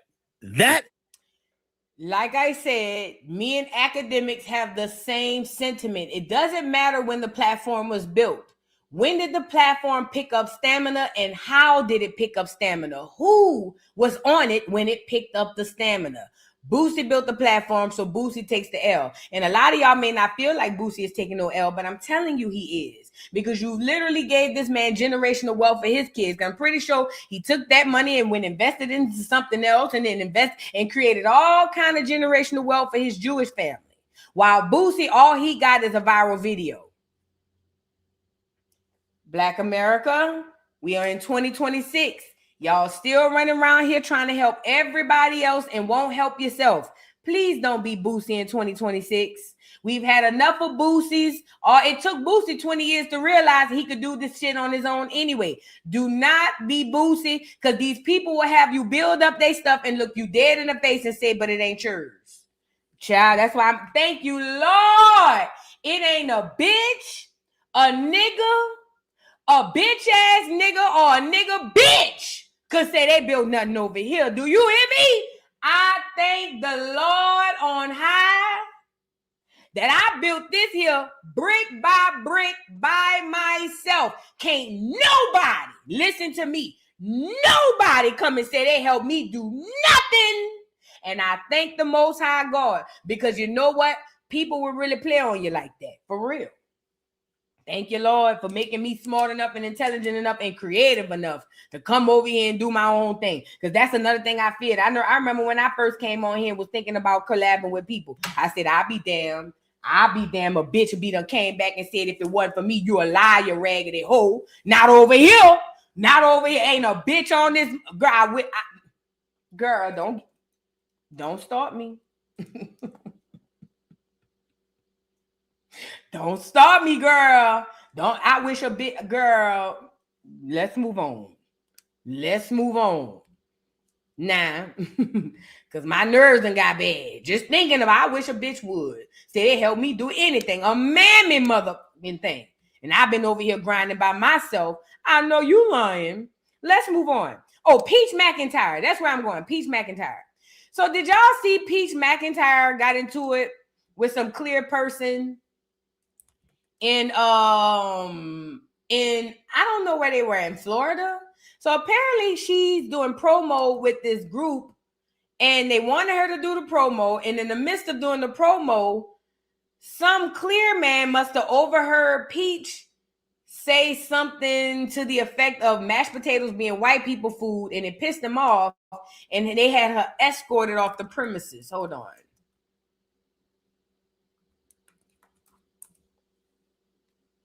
Let me pull it up for y'all to see.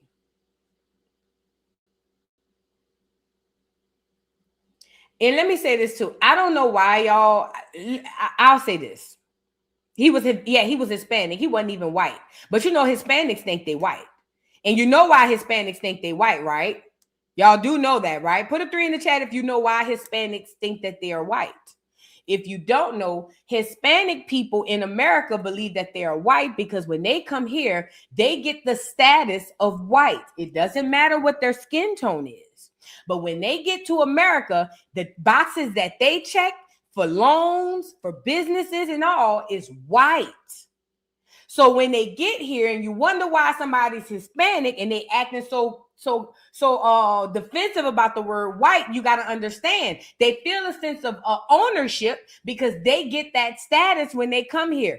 Even the dark Hispanics, yes, even the darker Hispanics. Jocelyn Hernandez is another one.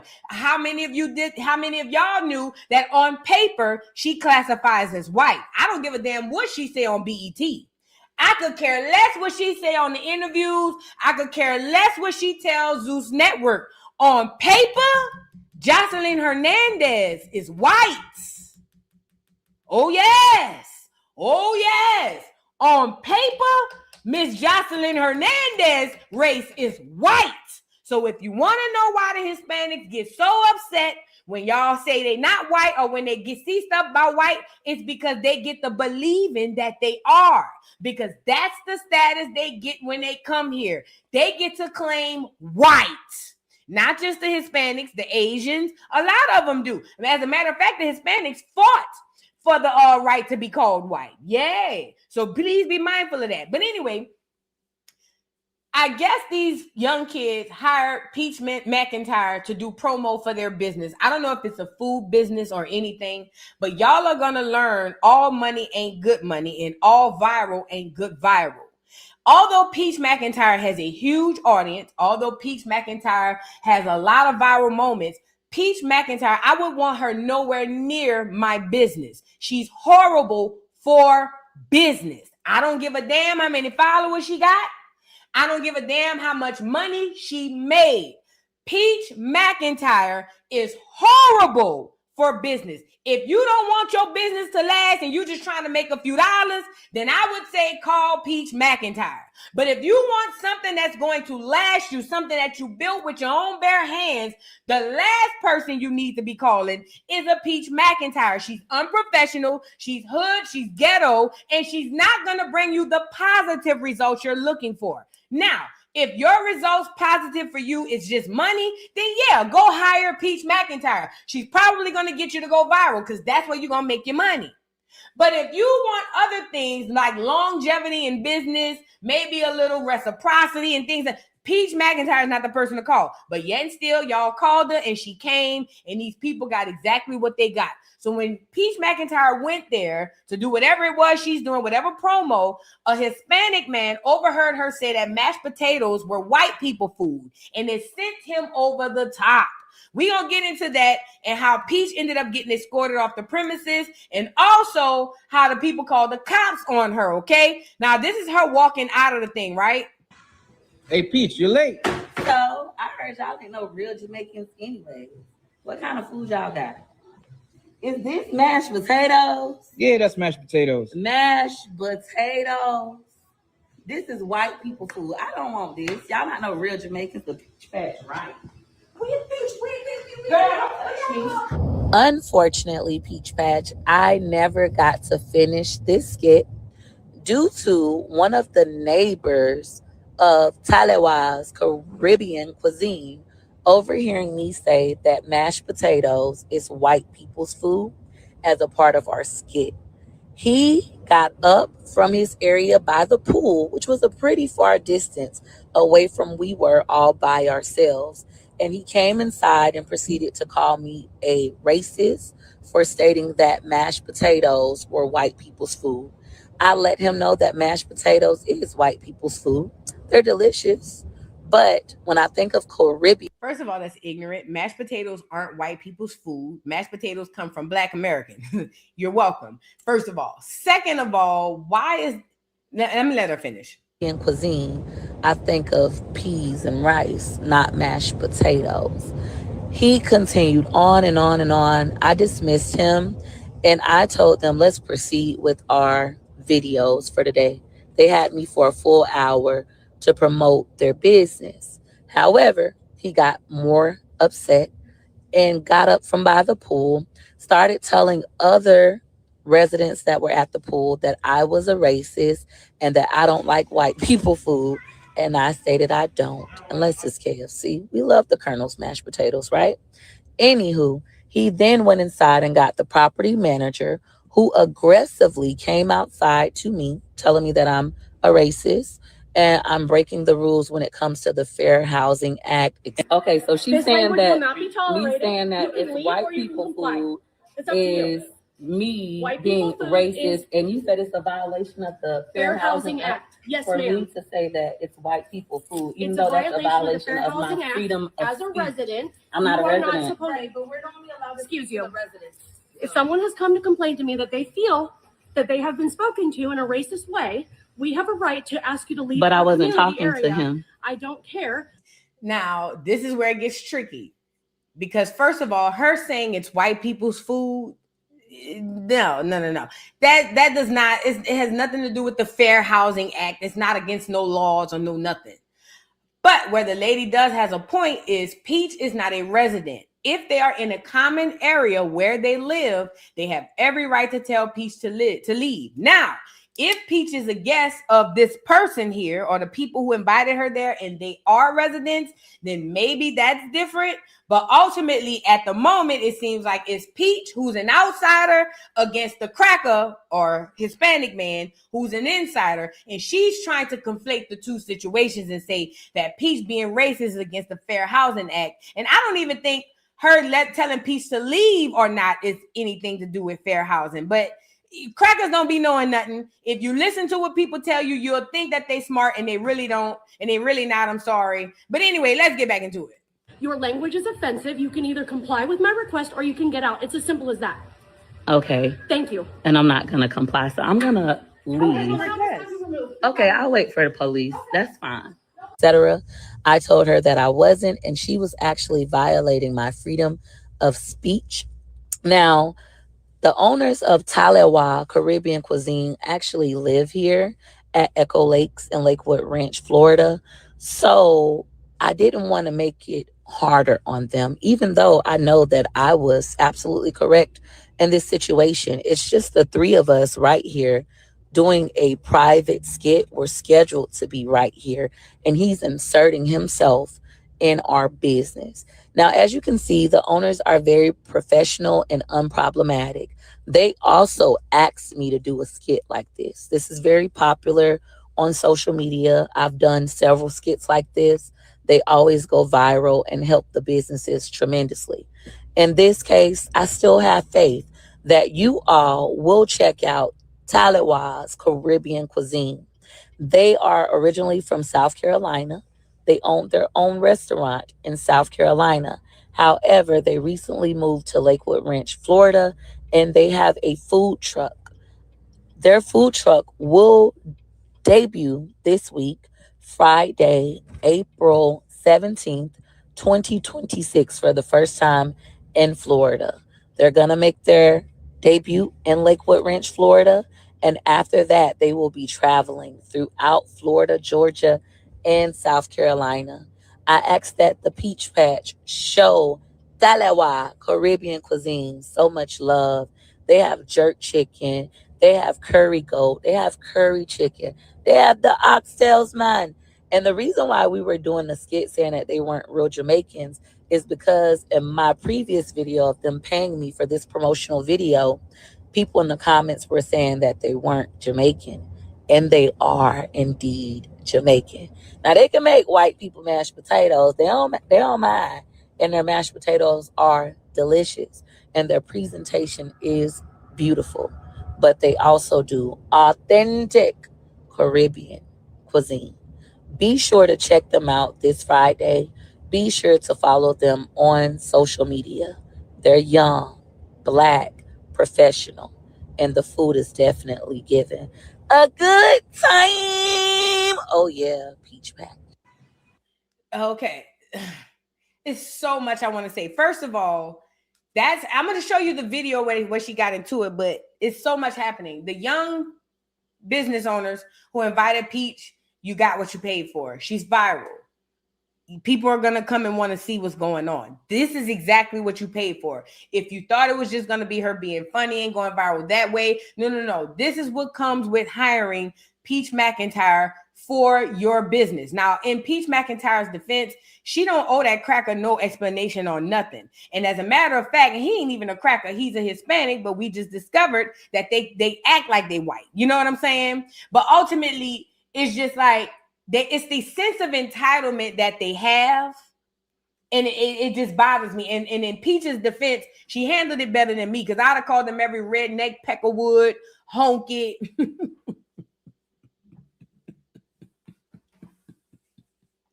She said she handled it much better than me, because I don't live there. I would have cussed that redneck peckerwood out. Do you hear me? I would have cussed him out, called him every wetback.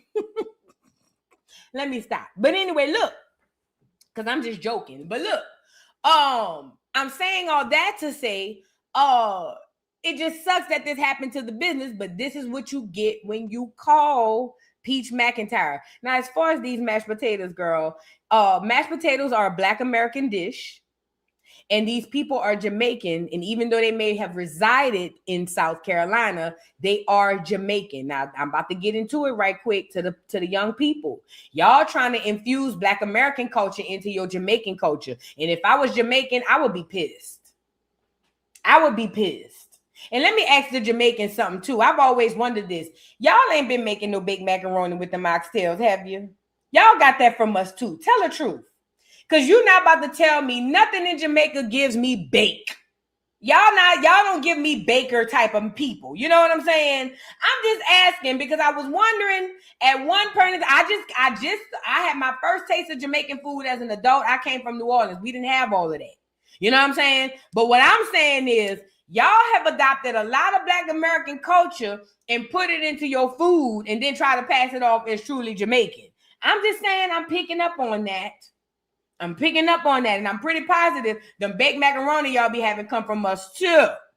At any rate, let me show y'all the video though of Peach.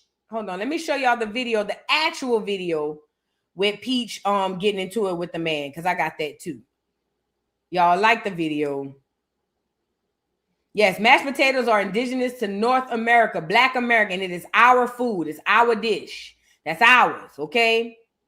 Let me see. Is it this one? Oh, no, it's this one. Continue to say it's white people food. It doesn't matter if you don't want to hear it.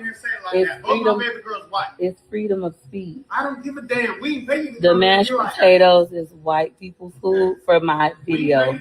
We didn't pay you to come to serve it. Okay, they white. Mashed potatoes is good, but that's not what I want when I think of island food. I want some peas and rice. I mean, did we pay you to bring island food or have a barbecue? What? I don't know what they pay you to do, but I pay $3,000 a month. Okay. Okay, what you doing? What we got going on don't got nothing to do with it. It absolutely does. It doesn't. I pay amenity fees and all that shit. Okay. They didn't pay you to come here and be racist. I'm not being racist. Saying that some mashed potatoes is white people food. Be like that. Can you let me continue to work? Can you continue to let me work? I don't want to hear this shit. Okay, bye. You have a phenomenal day on purpose. Bye. Well, you can stay. We're gonna work anyway. I'm not gonna call anybody. I'm a professional. So yes, I have to continue to say it's white people food. I'm a professional. I'm gonna continue to work anyway. Oh, this is white people food. It is white people food. White mashed potatoes, white people food. I want some peas and rice. Racist. Okay, so I'm gonna. That's good for you. Congratulations. Good for me. It's good for you. Thank you. I'm Black African American. And without people that's paying you to come here and deliver, you ain't got a job. I don't. My baby girls are white. Okay, great for them. Congratulations. No, I don't want to hear shit. All right, bye. You have a phenomenal day. I'm sick and tired of hearing that. You have a phenomenal day. You come here and be racist. You didn't pay me anything. All right, I'm gonna. Come on, record me. I am. It's gonna go viral. Sir. I love going viral. You hear me? Y'all won't be saying. I guarantee you that. No, you ain't gotta explain nothing. You already did. And why is y'all running behind this cracker trying to explain to him? Girl, fuck him. Girl, what? Oh, sir, can I explain to you? Sir, girl, fuck him. Girl, they about to kick y'all out anyway. You got to know you're getting evicted. Oh, yeah, I hope it was worth it, Fat. Pack your bags, Fat. You're getting evicted. Mark my words. You think them crackers about to let y'all stay? Not. You getting evicted already. Girl, why is you running back? See, that's why I say Black America's different. I'm a professional. Okay, so she's saying that me saying that it's white people food is me being racist, and you said it's a violation of the Fair Housing Act. Yes, for me to say that it's white people food, even though that's a violation of my freedom of. And Peach could sue the hell out of them too, because she don't know what the hell her big fat nasty ass looking like, built like the penguin. She don't know what the hell she talking about. A resident. I'm not a resident. Right, but we're only allowed to excuse you. Residents. If someone has come to complain to me that they feel that they have been spoken to in a racist way, we have a right to ask you to leave. But I wasn't talking area. to him. I don't care. Your language is offensive. You can either comply with my request or you can get out. It's as simple as that. Okay. Thank you. And I'm not gonna comply, so I'm gonna leave. Okay, well, I'll just have you removed. Okay, I'll wait for the police. That's fine. What I'm gonna do is I'm gonna wait for the police to come to remove me. In the meantime, I'm going to continue to work. And I feel sorry for my clients. It's not their fault.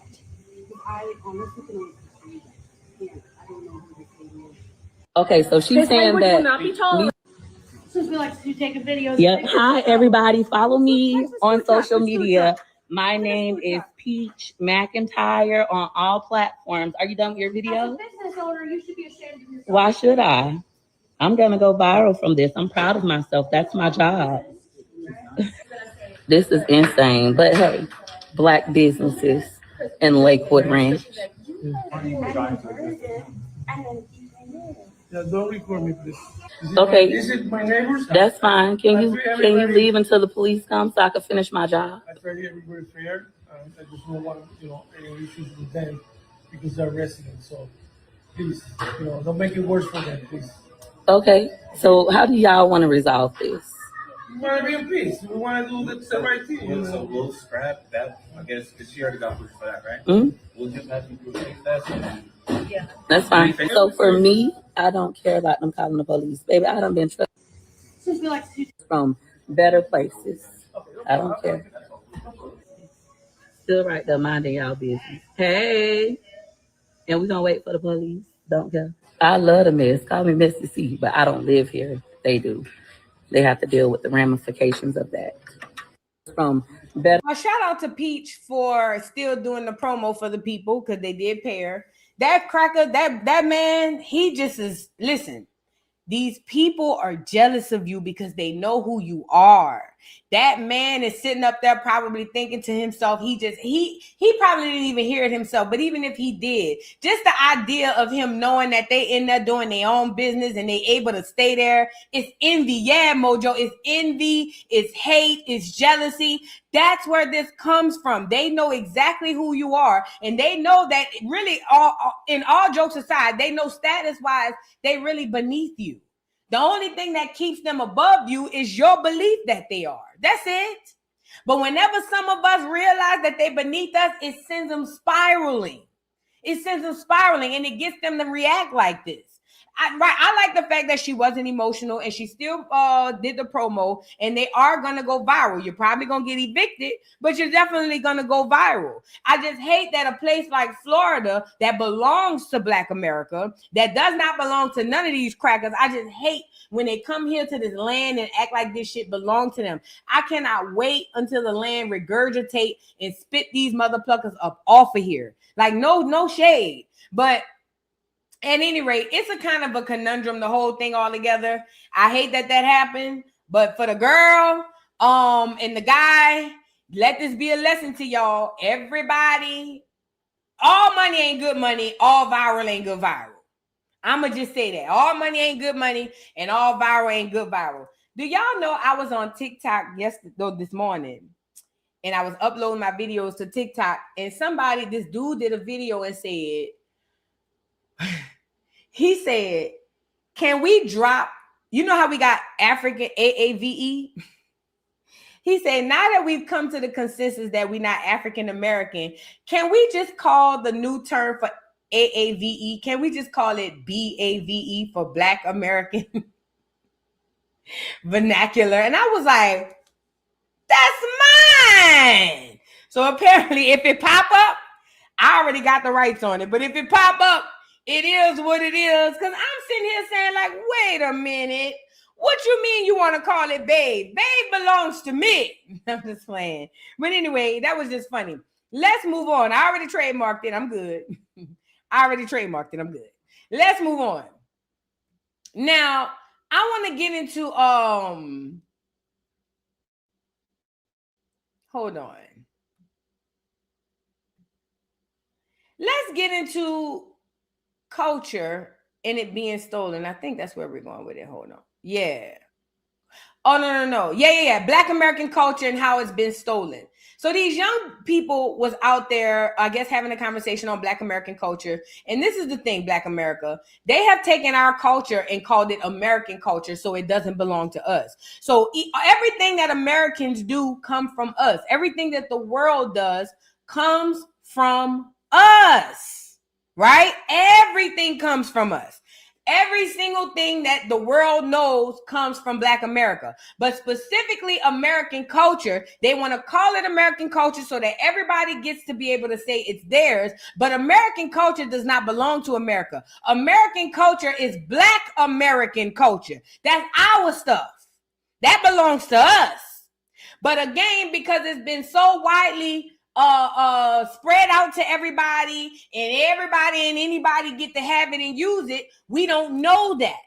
We don't know that the small things that we know and have belong and come from us.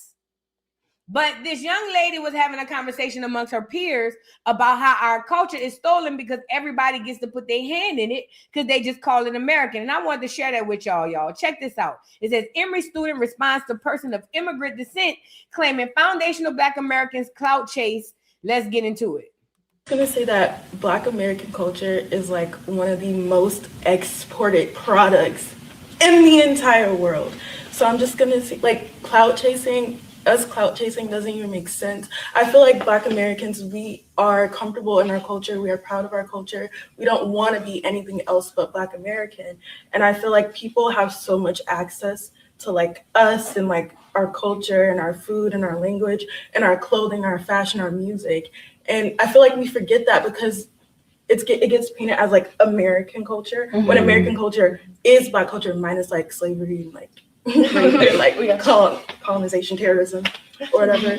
And I think that people have so much access to our culture that it's been essentially diluted in a sense to where like you can't differentiate, like not differentiate, but like it's become like more of like a pop culture rather than a specifically Black American culture. And I feel like you saying clout chasing really doesn't make sense. I feel like people are clout chasing us. I'm just gonna say that Black American culture is like one of the most. So the young lady had a lot of good points.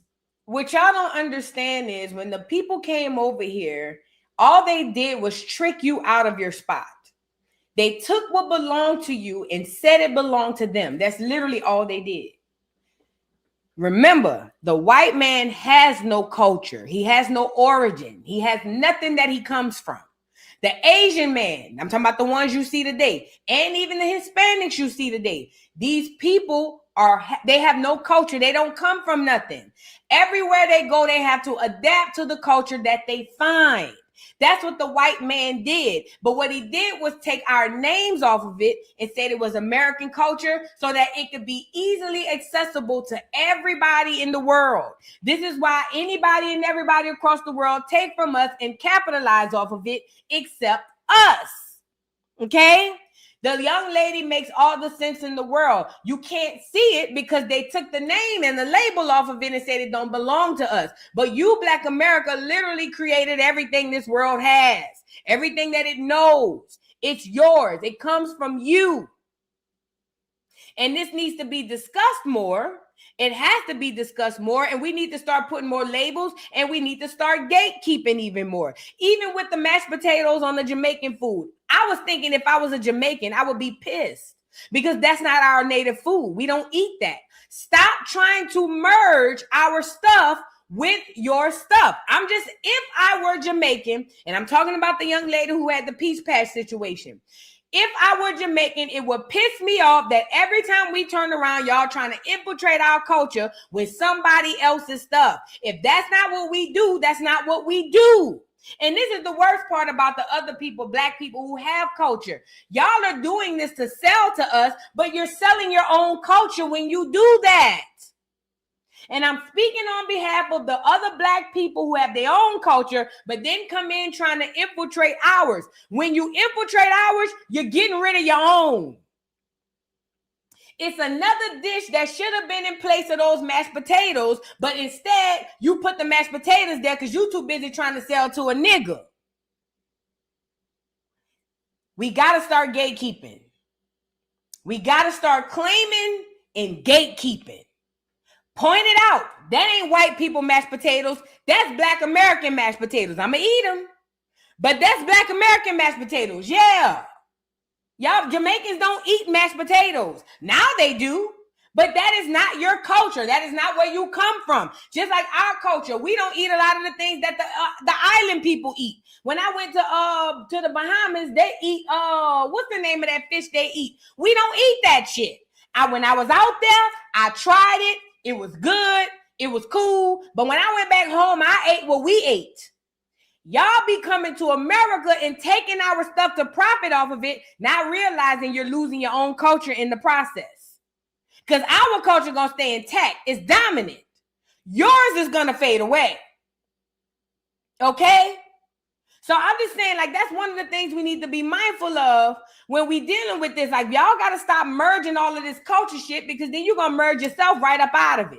That's what's going to happen. You're going to merge yourself right up out of it. Look at these Africans. So this girl went to Coachella. Y'all know Coachella is popping right now. This African girl goes to Coachella, right? They put the Afro beats on and nobody cared. And she's of confusion. I am of confusion as to why she is of confusion. We don't listen to that regular ass shit.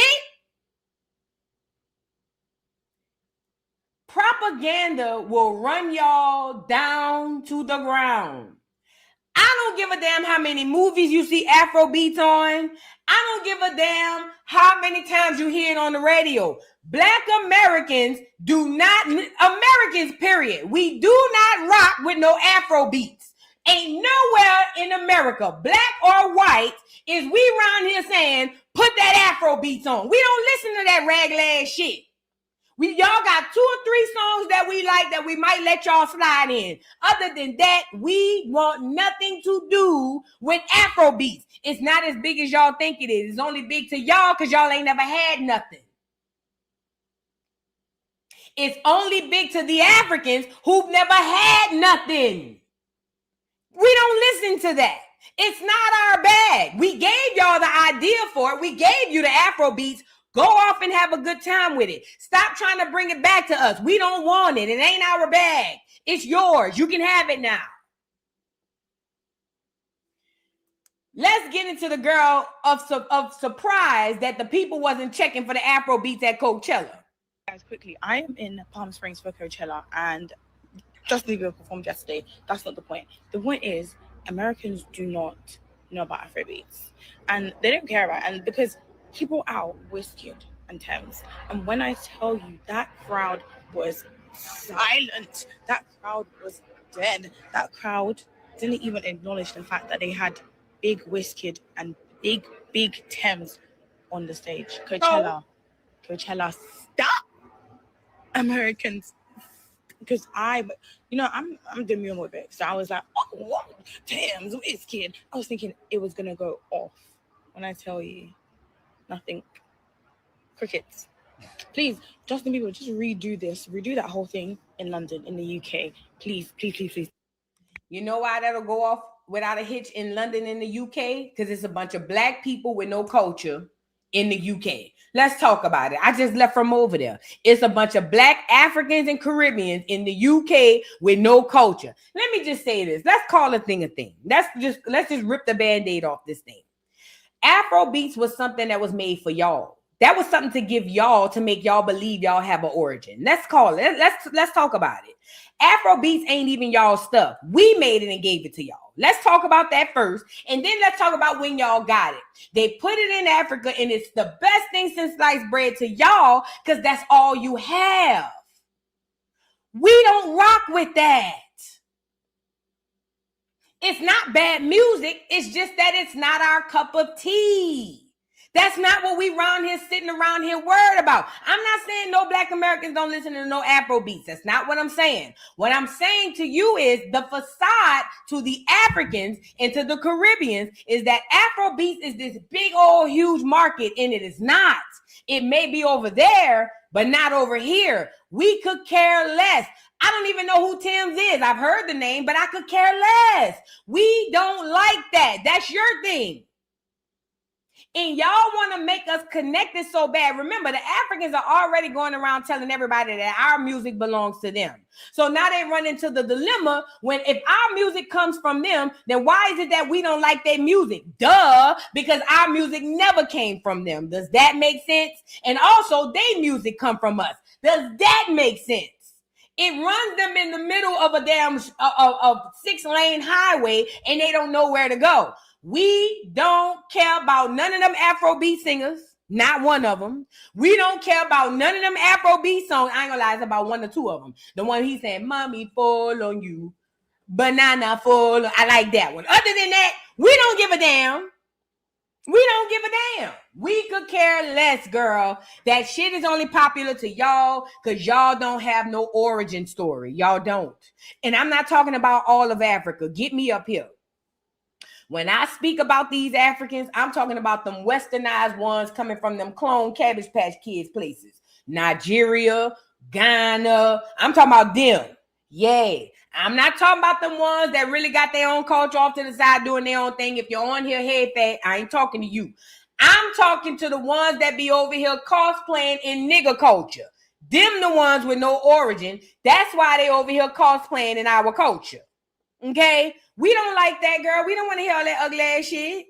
We don't want to hear all that offbeat ass shit. Get finesse up here. Girl, we don't want to see that. Girl, no. Of course not. We don't want to hear that at no Coachella. And I don't know why, I know why he bought him out. I know why Justin Bieber bought him out. The powers that were told him to bring him out. Hold on, I want to show y'all something else. Girl, it's just ridiculous. Girl, y'all want us to be y'all so bad. And they only want us to be them so that they can take our identity. That's it. They only want us to be them so that they can take our identity. And it's just not going to happen. It's just not going to happen. Did y'all see this?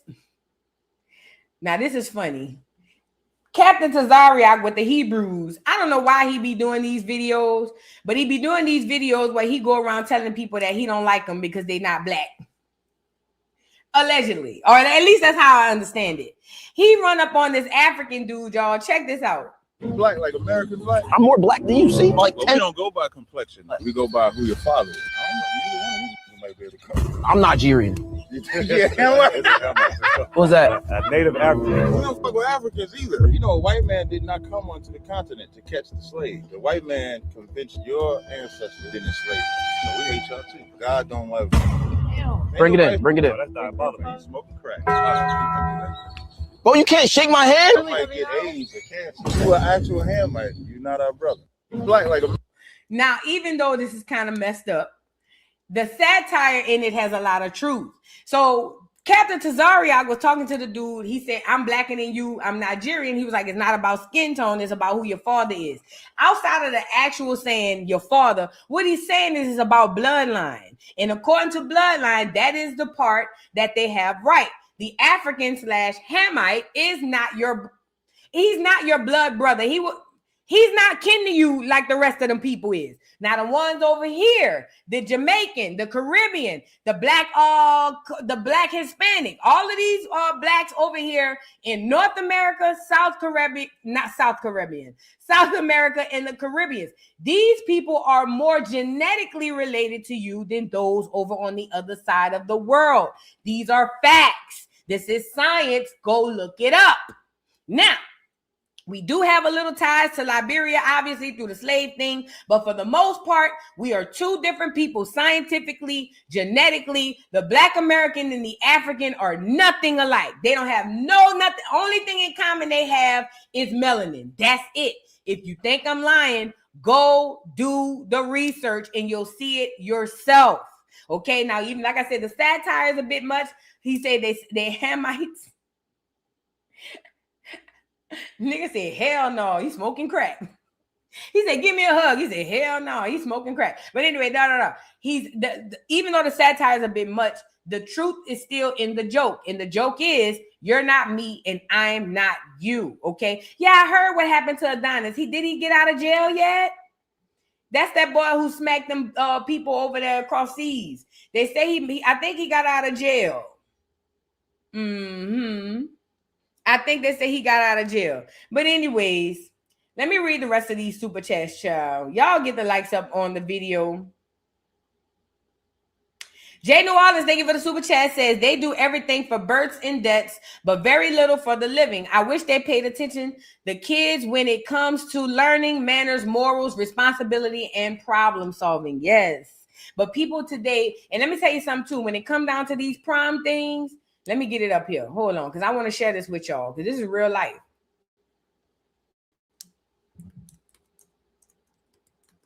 I want to show y'all exactly what I'm talking about.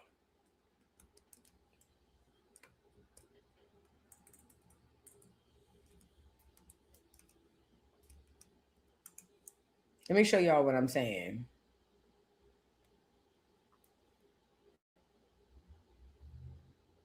Because y'all don't understand when the hijack is happening. So maybe I'll show it to y'all so y'all can understand. Look. My generation of people, I love y'all down, but most of us are living vicariously through our children.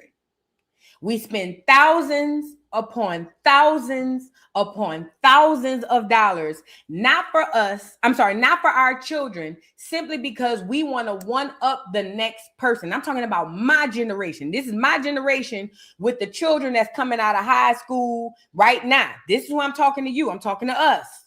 The reason why this trend is what it is because it's a bunch of overgrown people who can't get over the fact that that's not them no more.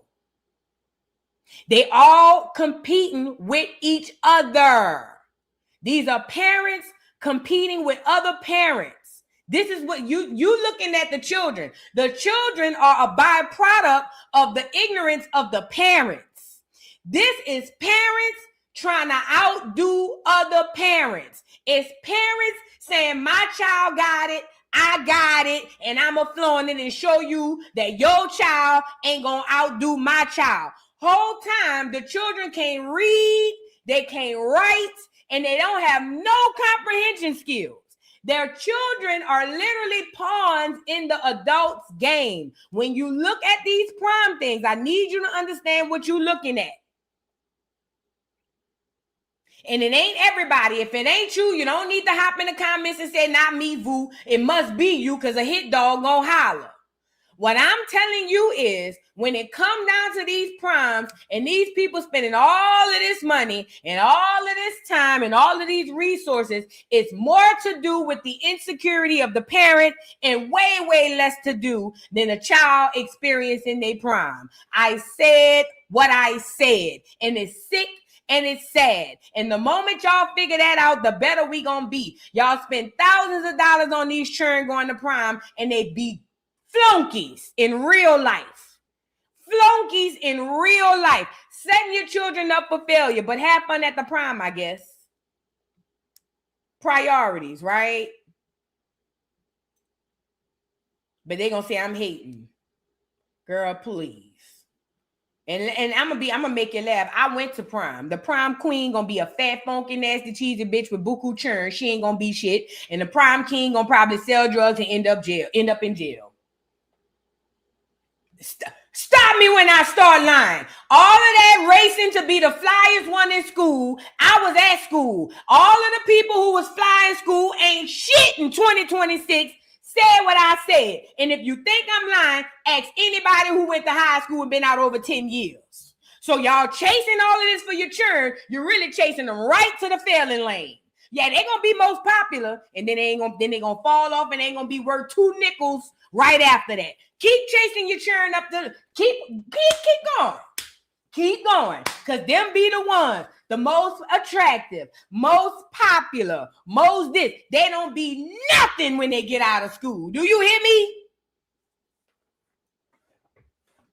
Keep creating the monsters if y'all want. I'm good, love. Enjoy.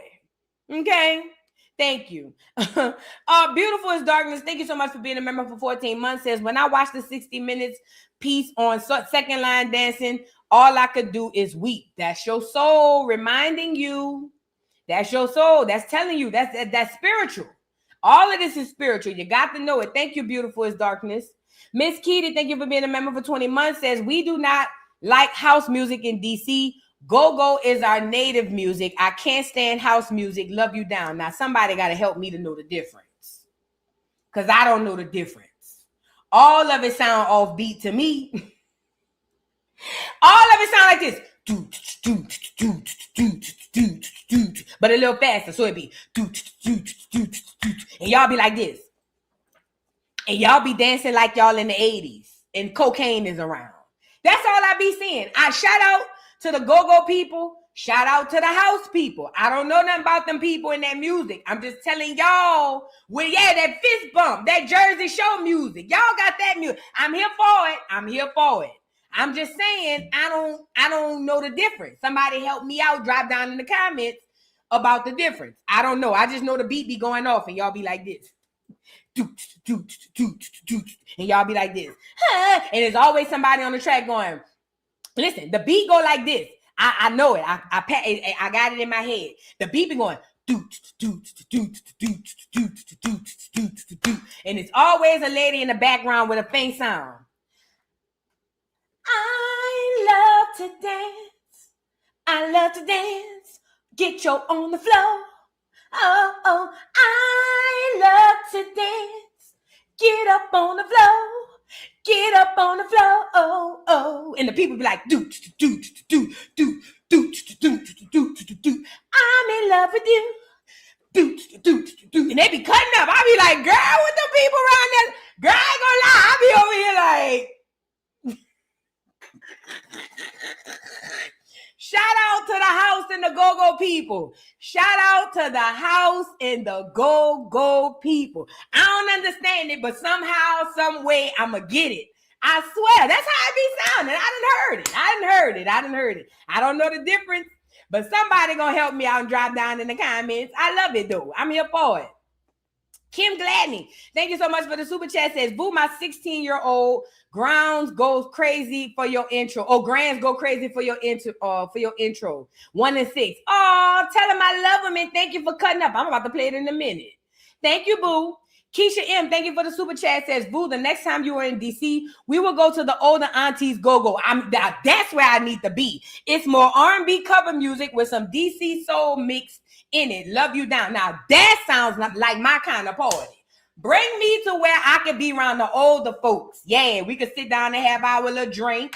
Yeah, we can sit down like this. And if I feel like, you know how to chair dance. If I feel like, if the beat hit me enough and that looker hit me enough, I might want to hit a shoulder. Or if I feel too good and somebody's husband is up there, I might get up and do a 1-2. You see what I'm saying? That's where I need to be. That sounds like my kind of spot. And I'm going to let you know when I'm up there, Keisha, because I want to be there. I got to be up in there. Thank you, boo. Shaw J, thank you for the super chat. Says, Tina's ex-husband knows his sister-in-law 25th anniversary. He did it intentionally this week. Ooh, they've been separated for 2 years. And you know what?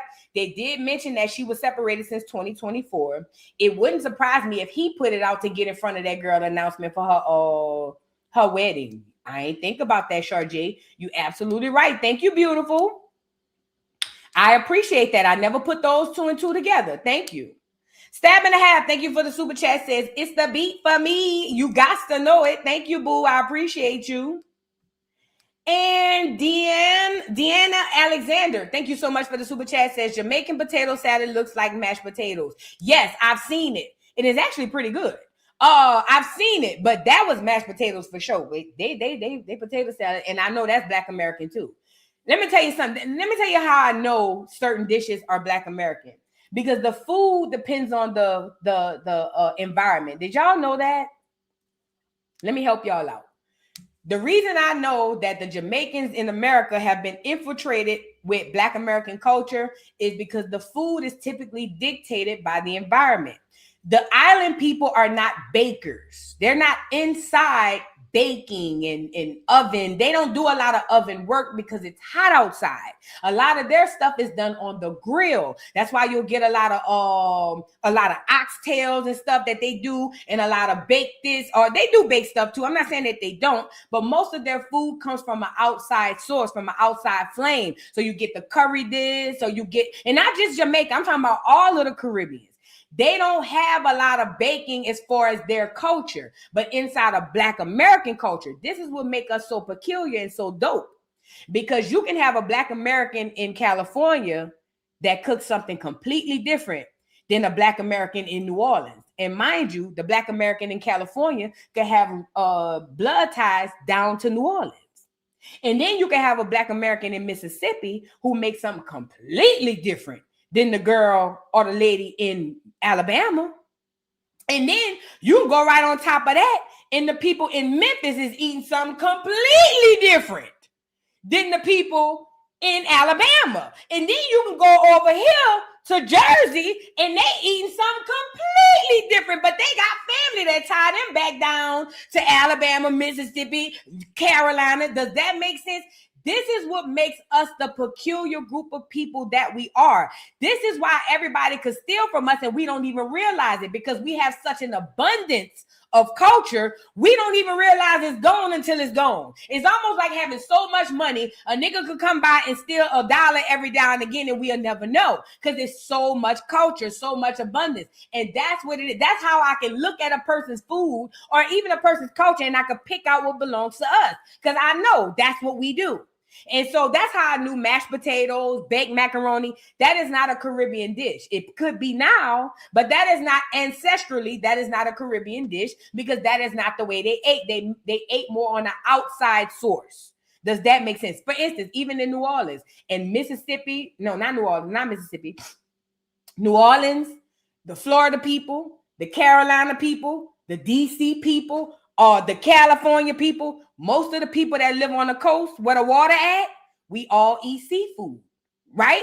I was talking about blue crabs the other day. Even with the blue crabs, I thought it was just a New Orleans thing. But in Maryland, them people say we don't want nothing but a blue crab. In the Carolinas with the Geechee people, them people say we don't want, if it ain't a blue crab, we don't want it. You see what I'm saying? We all have similar cultures and we all so connected, but yet we all so different. And that's what the enemy saw when they came here. Shit, I could steal from here. They'll never know it. And just like that, they did. And hundreds of years later, we're just catching up to the idea that we've been stolen from. And it's because we have an abundance of stuff that these people steal from us. Never forget it.